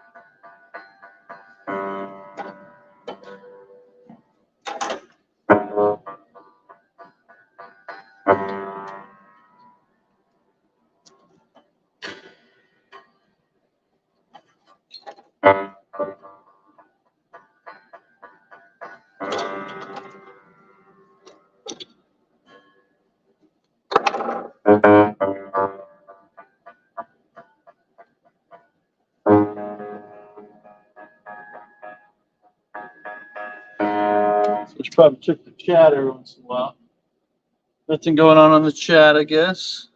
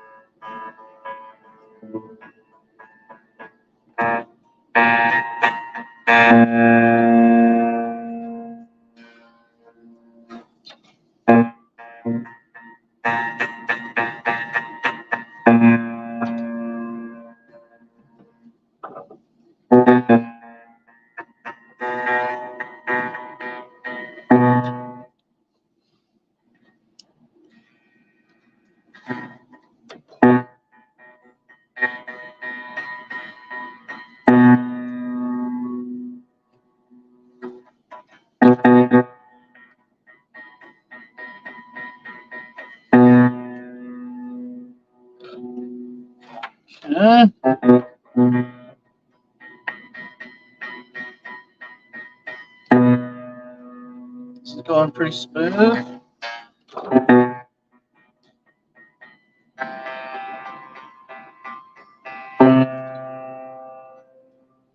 Short sounding ones we pull up because that means they're hitting the hammer,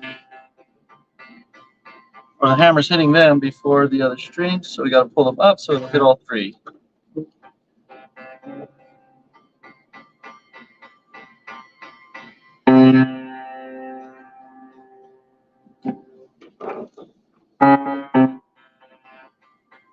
This will create a consistency of attack, a purity of tuning sound in the unisons, a fullness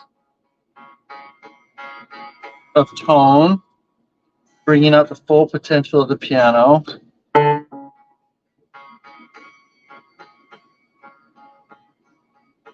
It'll also crescendo better, more predictably, and project.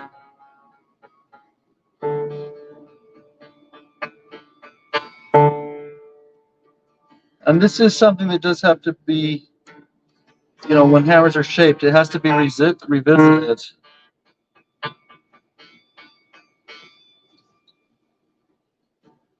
Sometimes it just gets out of whack over time and you have to redo it.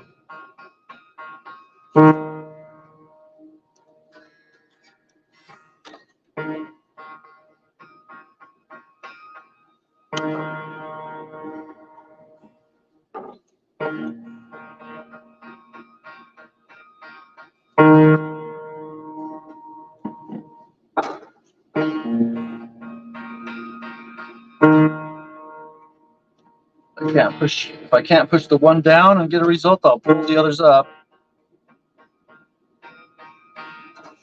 If I go too far, I'll just settle that back down.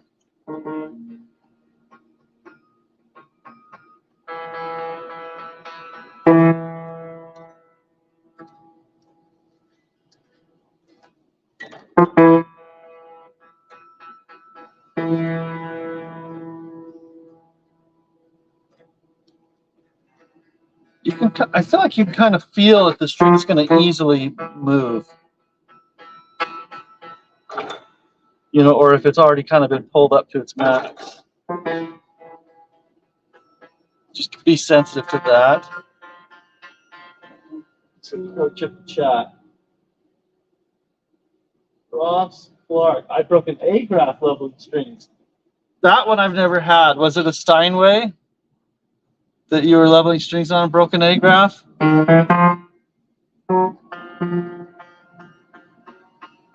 I would guess so. And I would also guess that that A graph was ready to go. Wouldn't be surprised if it was like a Steinway from the 80s or something.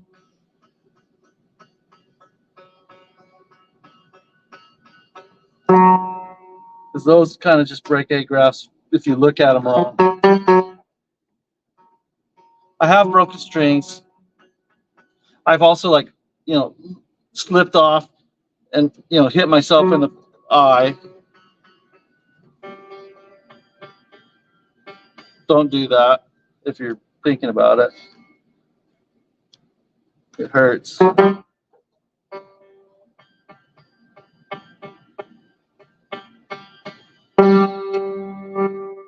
But yeah, I'm not pulling really hard on these. If it's to the point where I'm going to have to pull really, really hard to make the change I want, I'm going to go to the hammer and make the change there. So I kind of view this more as, you know, pull a little harder, and then just keep doing that maybe again. And if that doesn't work, just go to the hammer. But usually with a newer piano, you can do most of it on the string, or a piano that's just never been pulled up before.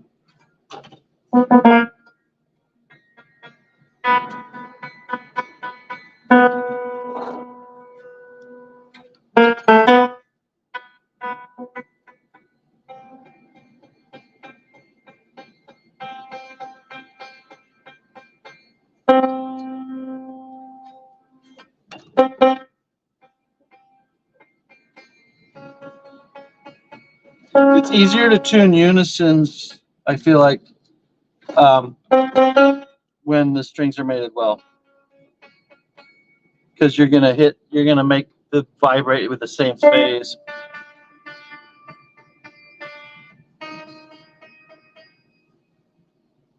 Just rotate this a bit. Let's see, put you over here, I guess.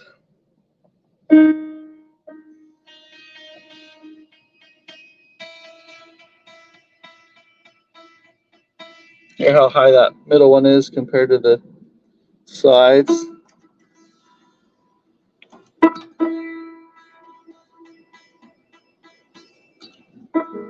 As I've gotten older, my wrists have weakened too. So if I pull too hard, I'll injure myself.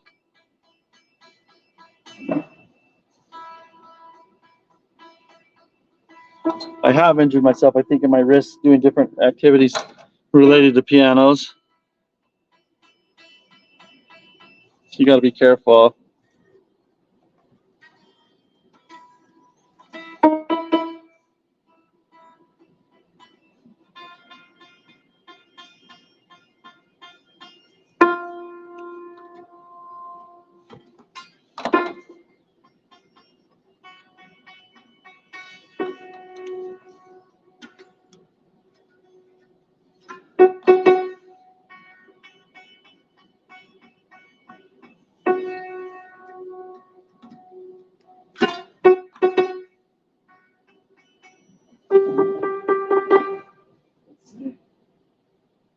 Yeah, Ross Clark says it was a Steinway. So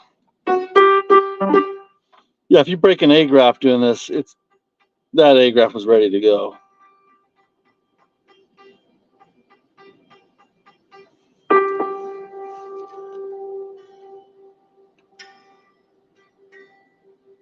I filmed a really complete version of how to fix a broken A graph, and it's just sitting in raw footage, and I haven't done anything with it. It was a long time ago.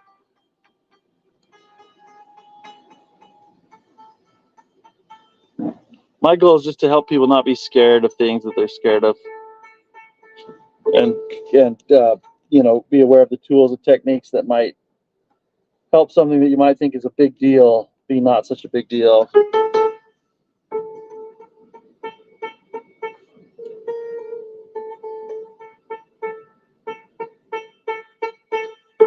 I'm pretty picky with this. The lighter the pressure you put when you test, the more you're setting it to like a higher definition.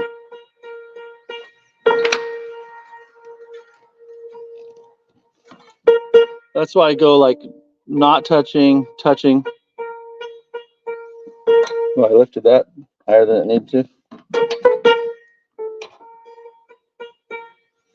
I'm going to pull that up with my tuning hammer. I feel like that one's so different.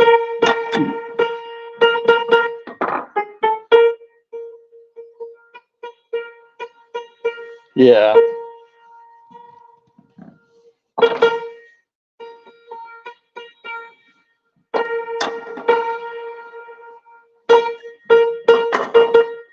Have to pull the others up, which is not a bad thing.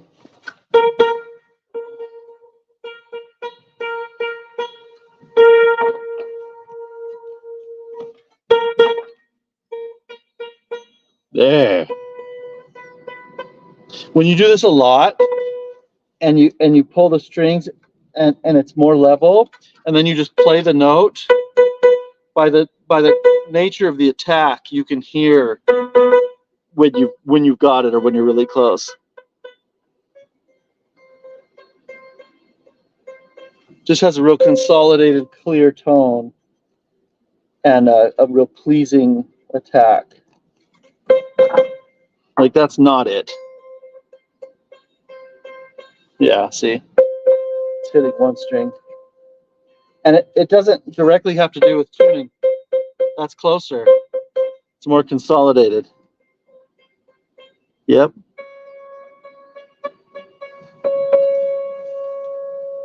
So it's like, it almost sounds kind of like the attack's more nebulous versus clear.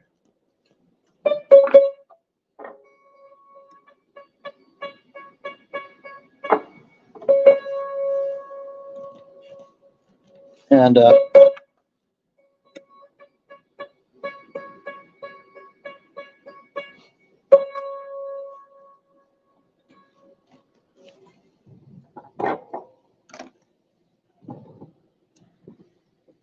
let's see if we can get you in there closer.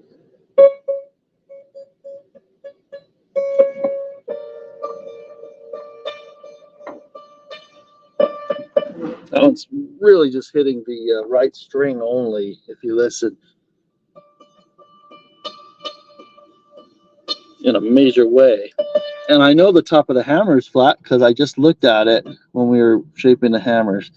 Here on these, it might be easier to break strings because the point where you're bending against is farther away from where you can reach, usually with a tool, so you got to be careful there.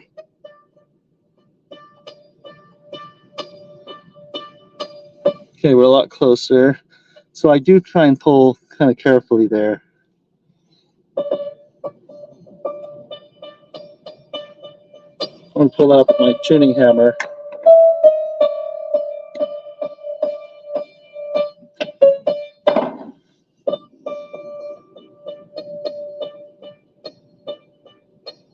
See, that one I'm going to do some chalk on that one. Don't let me forget. Okay, this. Yeah, these, I have a harder time getting the change I want in this section.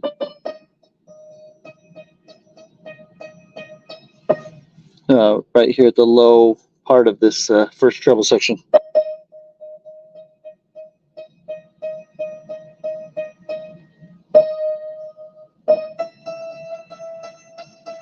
I'm going to move on from that other one. I think we might be good enough.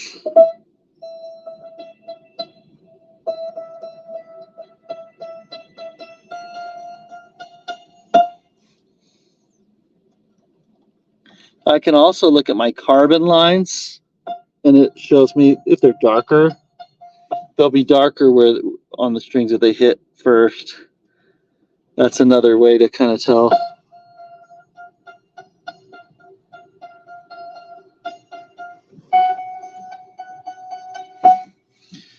So if I'm filing on the hammer to get this mating to happen, I'll look at those carbon marks a lot.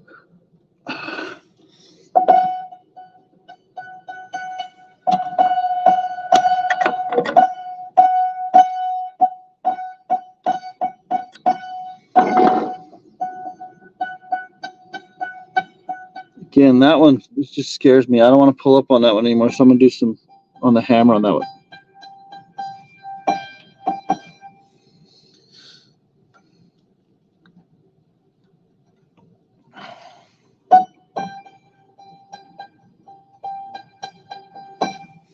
Yeah, I'm not having much luck on this section, getting it to move.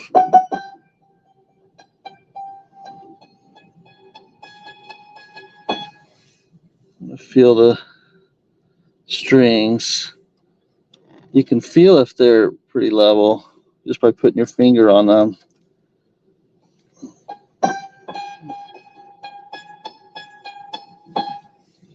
So, you know, I'm not gonna.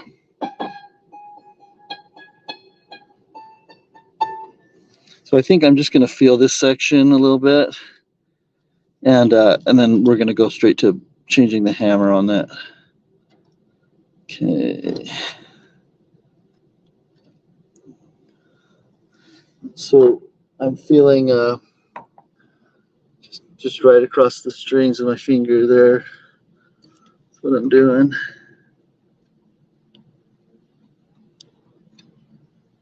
And when I pull up, I can feel the difference. You heard that pop into place. Uh,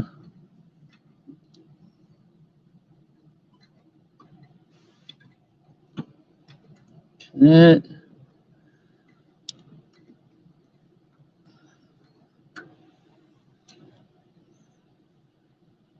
Wow, the middle one's really high compared to the others on this note. I know my hand's like right in the way, huh? Yeah. Put you back here.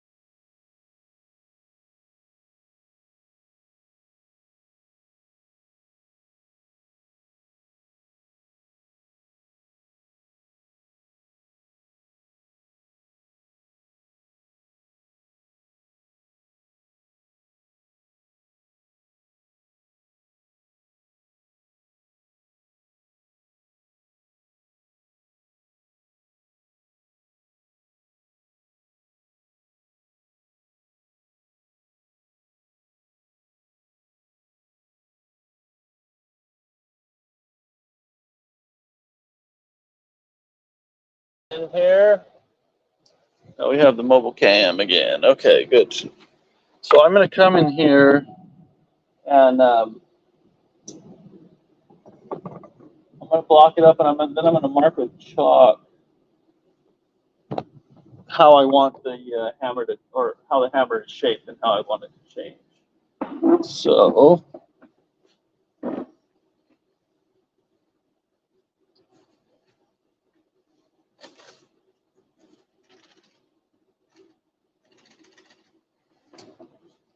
I'm just going to get a piece of chalk.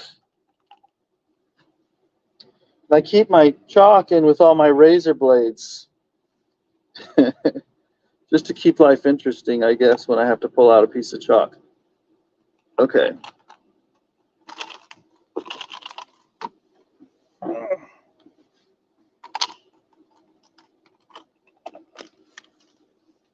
Okay. Now I'm going to mark on the keys. Okay,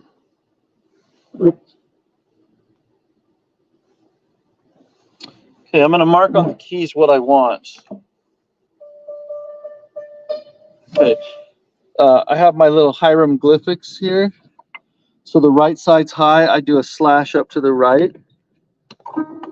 Okay, and I'll keep going here.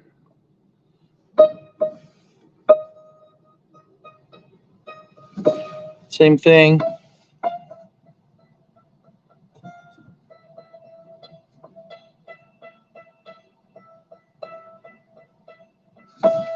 Same thing, but not as bad. Same.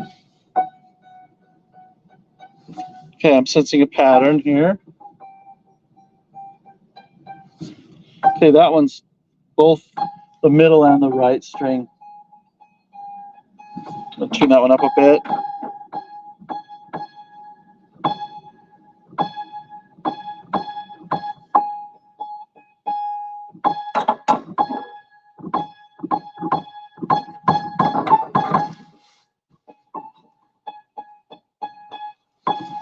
Okay, that one is a V because the left side is high and the right side. On the middle and left string, right string, middle and right. Let's put you back here. Might be a little backwards.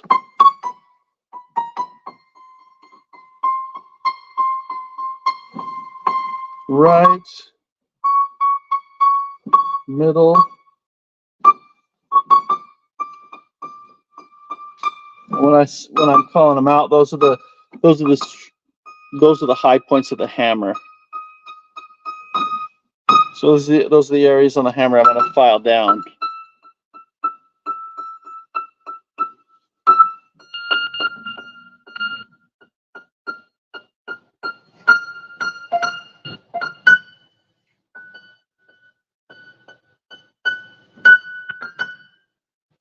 So this section sounded so weird in tone character,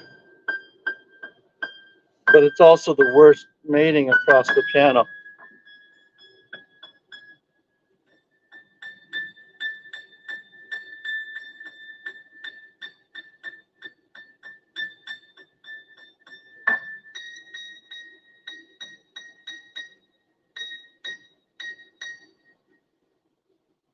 Those I'm going to rely on the carbon marks a little bit on those too as I get up higher.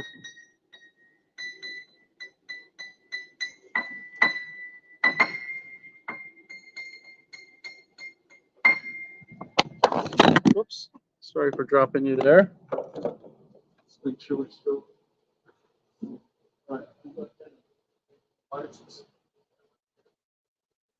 Thanks for joining Ross Clark. He's got to go now, but thanks a million for the wonderful insight, for joining and watching. So, play out. You have sound right now, right? Right now, correct?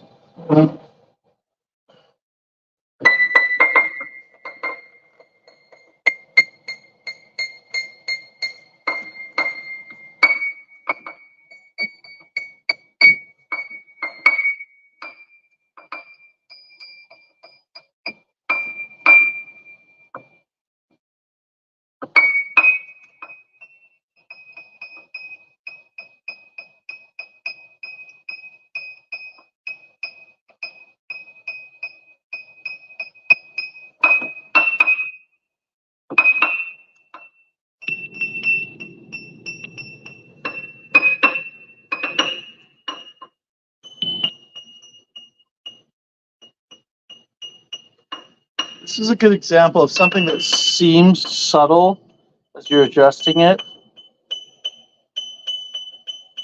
but the overall result is dramatic in how much it does for the piano.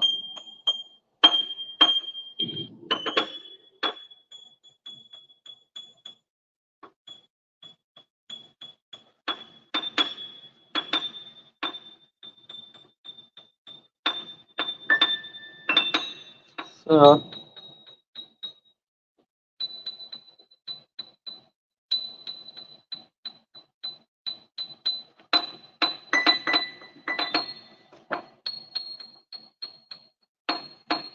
okay, so now I've got my hieroglyphics on here. This one is the middle and left. This one is the right, middle and right. It should be straight like this, just the opposite direction. It's just kind of got curved. This one's the left is high. This one's middle and left, middle and left. The outside strings are high, the left string, middle and left. Middle string's high, right, right, right. Middle right, it's good. Middle right, middle right, middle right. Middle right, right, middle right, middle right, right. Middle left, left right, middle right, right, right, right, right, right. Okay, so that's kind of what I do. Just easy symbols I can draw that are clear. Now I'm going to pull this out and file the hammers. Let me just set you out of the way for one moment.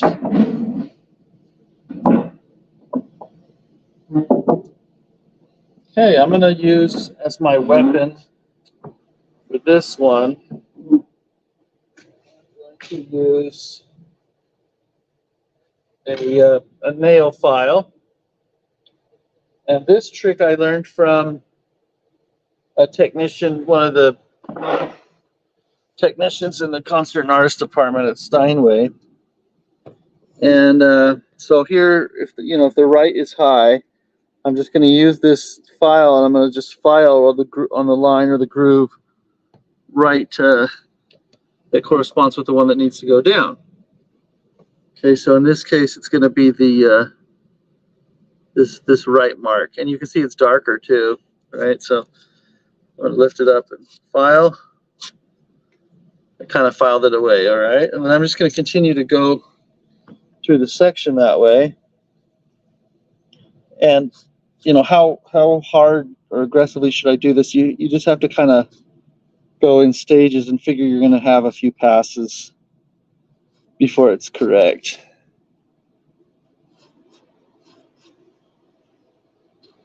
But so far all my carbon marks are for the most part, well, that one's a little different, but they're corresponding with what I was hearing, in that the darker marks need to be filed off.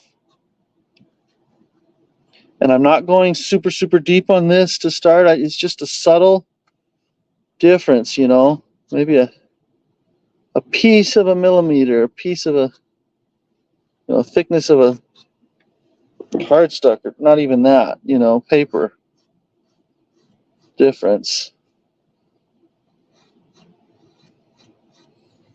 So I'm going through just looking at my marks and then filing that way.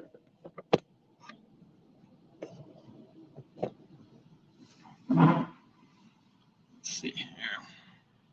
I know you can't see my marks. I apologize for that as I do this, but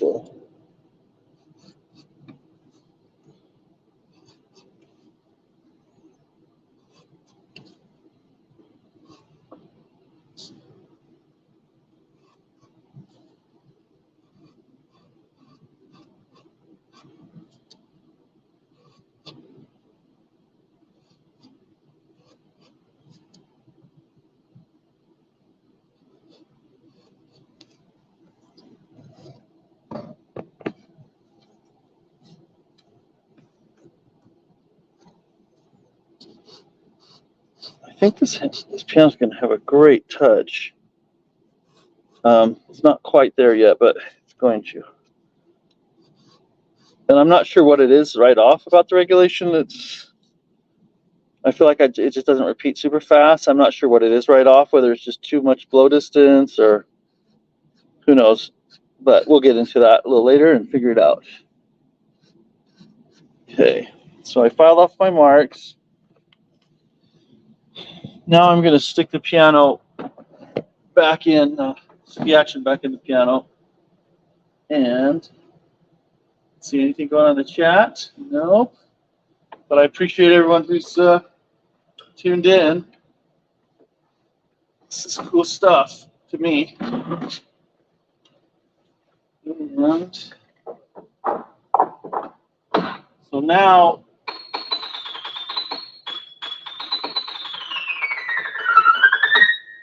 so I need my mute. Felt mute to just erase my oh, that camera's off, to erase my marks as I complete them. So I'm just going to listen again. That one still didn't work. That one's done.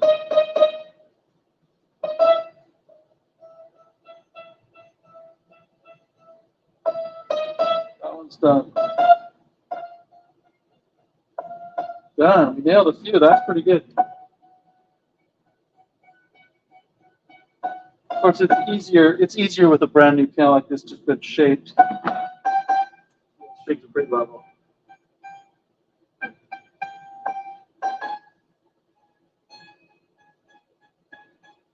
So I change the marks as needed as I go through and erase. This we're done.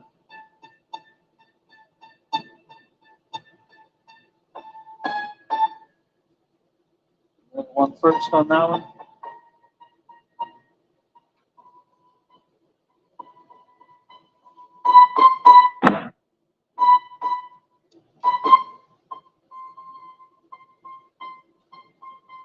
I would expect 3 passes of this to be most of the way there.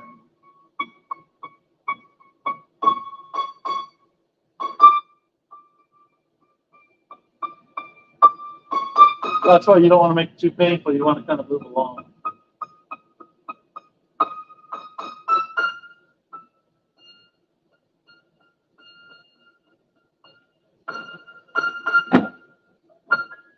It's close, but not there. Yeah, that one's right. This one is correct. With a big full sound. This one also. Here's some that aren't. They're just kind of thin and they don't project out. That one sounds pretty good. No, that one actually still has some work to go, but I think it's close.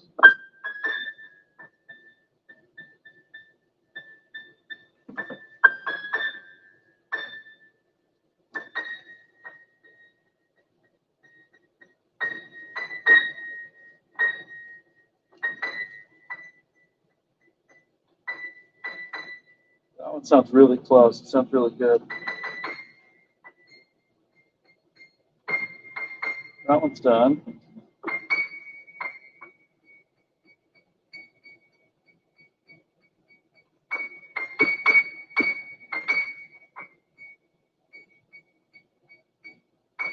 That one's done.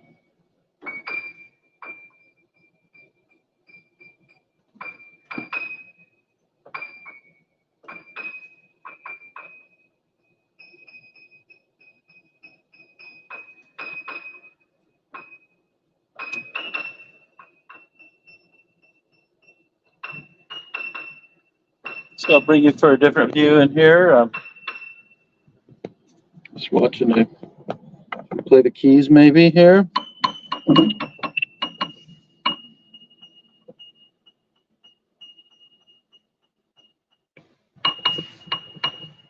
So that one I have to reverse what we did before.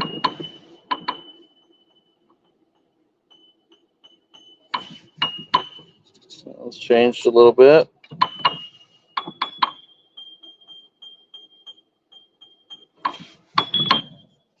Yeah, don't expect to nail this on one try.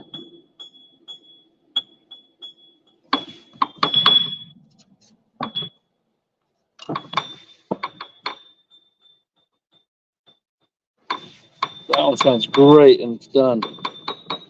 Both sound so clear and full.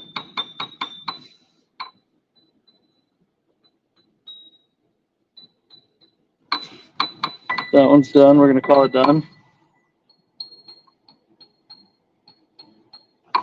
This one we're going to work just a little bit more on.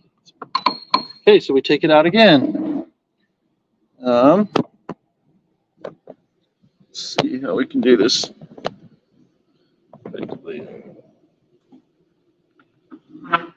Okay, we get the mobile cam going, but it's not on. Okay, there we go. Let's see. Am I plucking just over the hammer? It doesn't matter where I pluck. In this case, it's just to make the string sound. I'm just plucking anywhere that is convenient for my fingers to reach, because then I can hear, is the string singing or is it being dampened by the hammer touching it? And that's all I need to determine in this case. That's a great question. Thank you, Andrew. And let's see.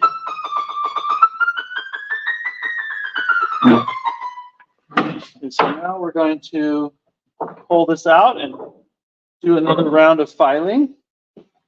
And if I don't get too anxious to finish, we should, this next round should knock out several more. And if you get too anxious, then you go too far. You end up spending twice the time.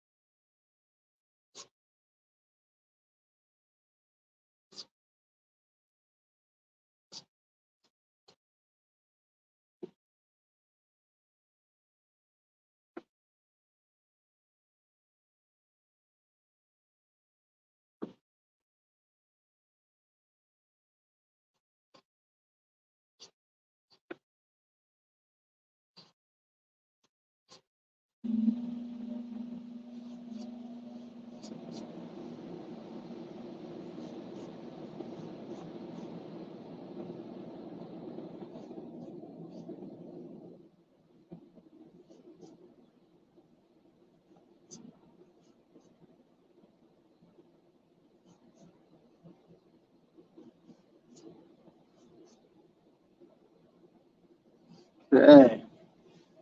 Let's see what we got now.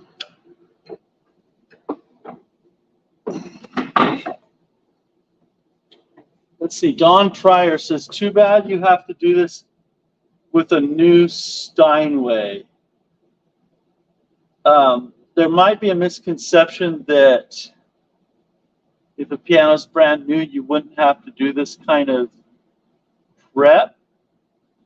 But really, you kind of have to. You could make improvement on any piano that's brand new this way. I'm pretty sure. It's just about, maybe, who knows? Maybe not a Fazioli or something, but it's somewhat of a fleeting adjustment. And if you want to customize and change something like what we did, harden the hammers and then file them, you've changed what was there, and so you have to, replace it.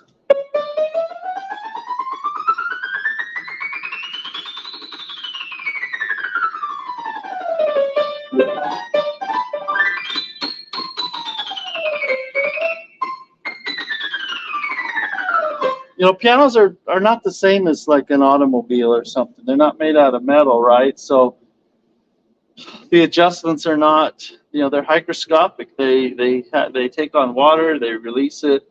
So it's different. You have to visit a piano more when it's new, and then it stabilizes, and then you don't have to do as much down the road.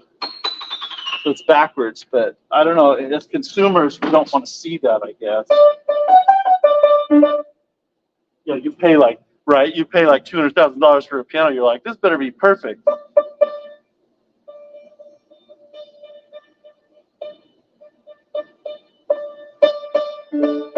That's really close.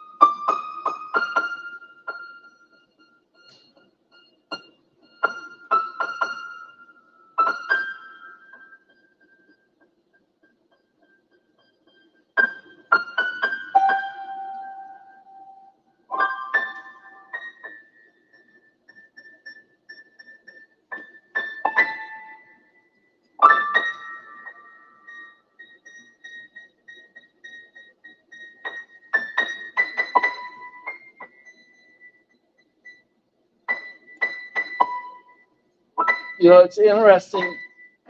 It's interesting. I'm gonna be working on a Yamaha C7 that's brand new, getting it ready to send out to my brothers, and it'll be interesting to see, you know, what things I'll have to do, what things I won't. I have to do something to it, you know, whether it's just tighten screws or voice a little bit or whatever. But it'll be interesting to see. But I'm I don't know a piano that wouldn't be better with new piano prep.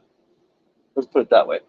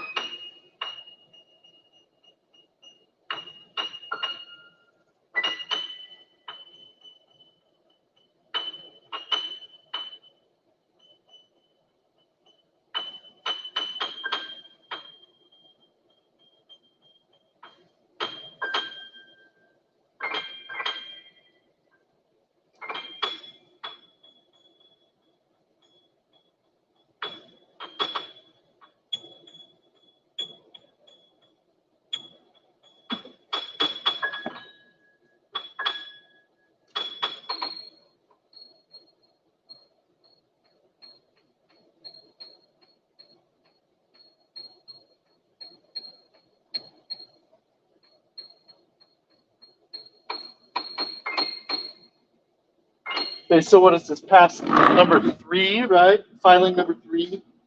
I told you it'd probably be about 3 passes before we got most of them. And we've got about 11 still here. So let's see after this one whether or not we get there.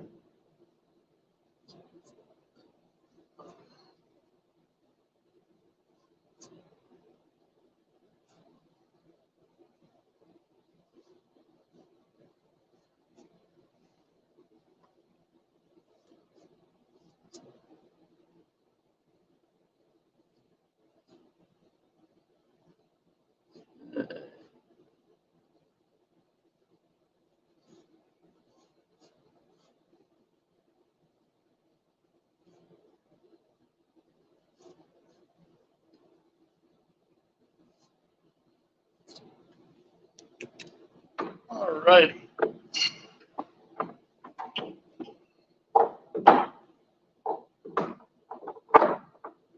Okay.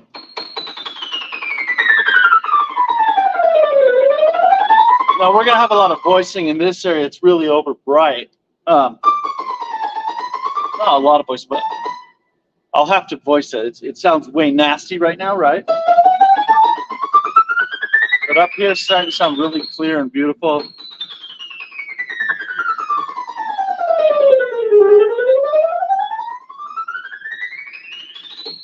And overall, the strength and of the attack and everything is good. Okay, let's see. Jeff says, oh, Don Pryor says, as a fellow tech, I appreciate what you do, but when paying like 200 grand for this instrument, it should be perfect when it leaves the factory. And then Jeffrey says, Don, it's being prepped QC for sale. Okay, so custom there. And then Don says, in the early 70s, I had to prep every Kimball upright that came off the truck. Their quality control was terrible. Yeah. So I don't know. I mean, I think you're just going to have adjustments, like no matter what piano it is, a little bit. I'm glad that I can do this to this time. In other words, if it came and I just had to accept it as it was, and it was a little underwhelming, and I didn't feel like there was anything I could do to improve it, that would be a travesty. To me, I don't know. It doesn't bother me, and it's not like the customer has to pay extra for the prep or anything, right? So usually this is before it's delivered, right? This is kind of a pre-delivery thing. So anyway, But I know what you're saying. Like, you pay a lot, but I just think with pianos, it's the wrong approach to take.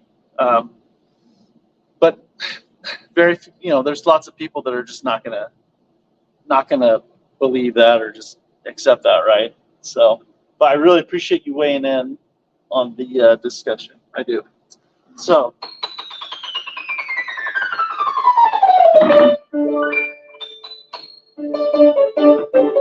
I will say I've been working on Steinways, like a lot of Steinways since about 2011, kind of following it.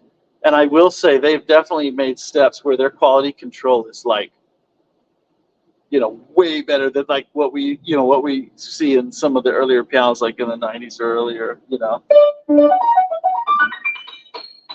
Like I didn't have to realign a single hammer on here. You know what I mean? Stuff like that. That's there is a level of care there, but with voicing, I think that's a hard one to hit.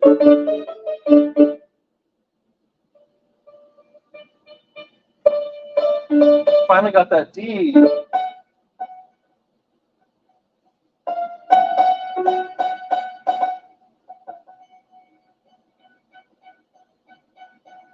Still a little work on that one.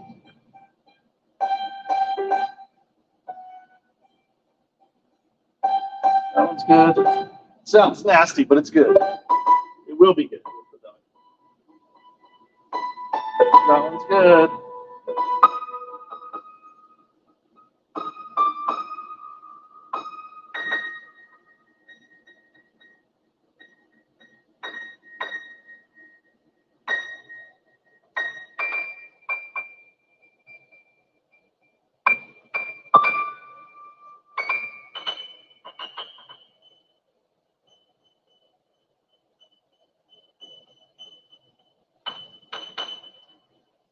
The other thing, Don, I don't mind that I have to do this to a new Steinway because I get paid a lot to do it. So that's another thing that I'm glad for.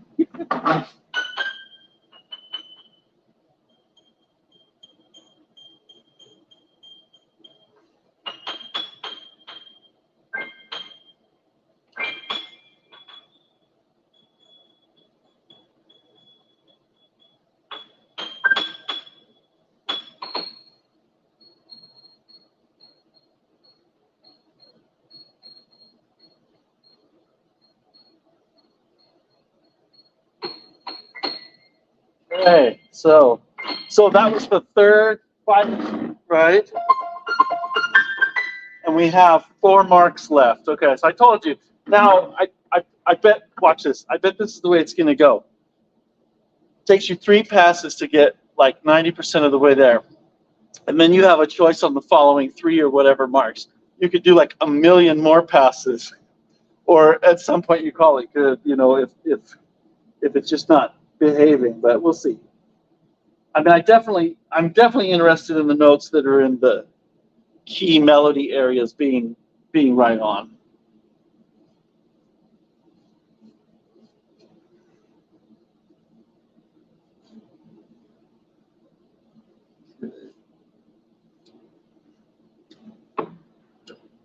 I don't know why that is. There's always a few straggling marks that just take a long time.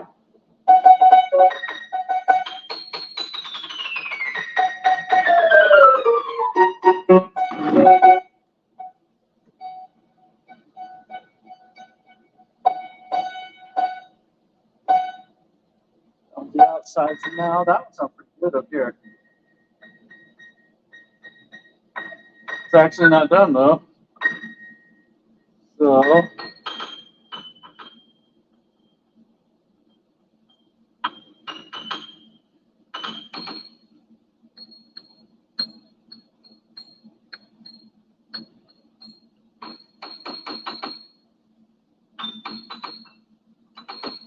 I'll also agree with you, Don, that the Kimballs in the 70s didn't have very good quality control. So let me see. Let's see here. Oh, I heard you say Sorry, let me get this camera going here. I heard you say you used lacquer on the hammers. Do you prefer that or B72? I prefer, for prepping of a new piano or new hammers, I prefer deep lacquering if needed, as needed, to get just like a really magical, glowy sound with lots of power and consolidation. And then if for concert work, I prefer B72 because it's dry like that, right? In 15 minutes, I can transform a piano and make a pianist who felt like they were going to injure themselves in a concert feel perfectly great about their performance. So I love Paraloid B72 for that. I've tried it in different applications, soaking, deep lacquering, deep hardening with it. It dries a little more rubbery, so it doesn't dry quite as rigid and hard as the lacquer does, but the lacquer still breaks down with the needle well. So depending on the application, I like the deep lacquering for the initial voicing of the piano, and then for just maintaining evenness, I love the Paraloid B72. Good question. Okay. So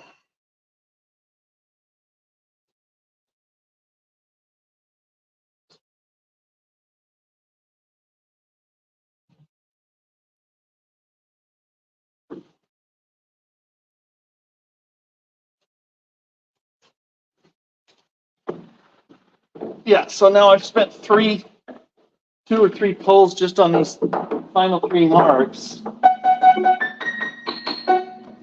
It's like, are we there yet? I don't know. Hopefully.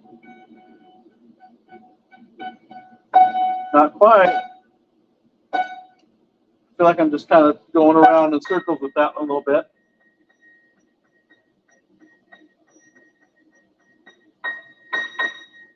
So this is the point where I say, hey, we got rid of that one at least. This is the point where I probably say, okay, unless this note sounds bad when I'm done, whatever happens after this is probably close enough.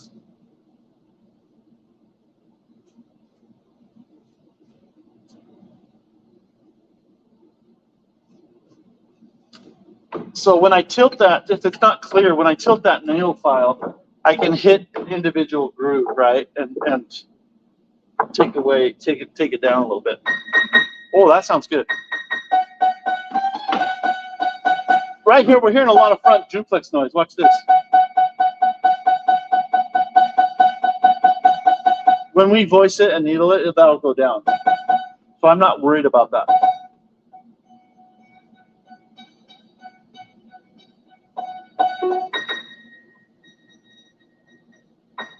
That one's close enough. It sounds beautiful. But this one down here sounds a little spread.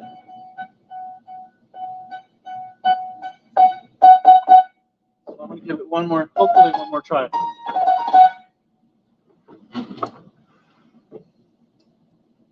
Okay, let's see if we can take care of this guy once and for all.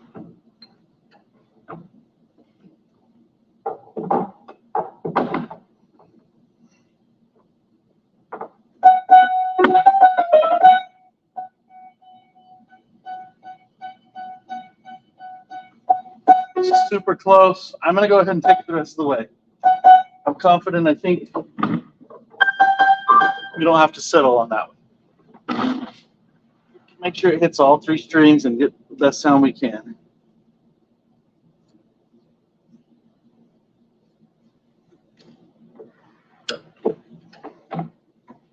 Now watch, it's way off on a different way.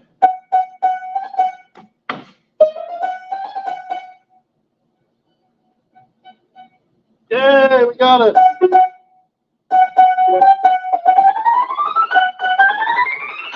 And don't worry about the fact that it sounds awful. We'll take care of that after I go to dinner and do a dinner break. I'll reopen another stream and get back at it.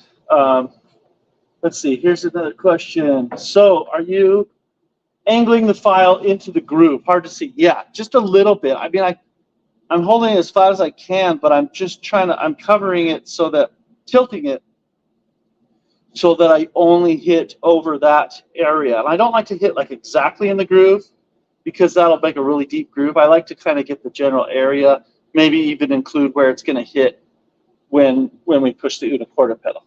So that's a good question. Well, I'm going to go ahead and take a dinner break and for about half hour, and I'll open the stream up again. Thanks so much for watching. You guys are great.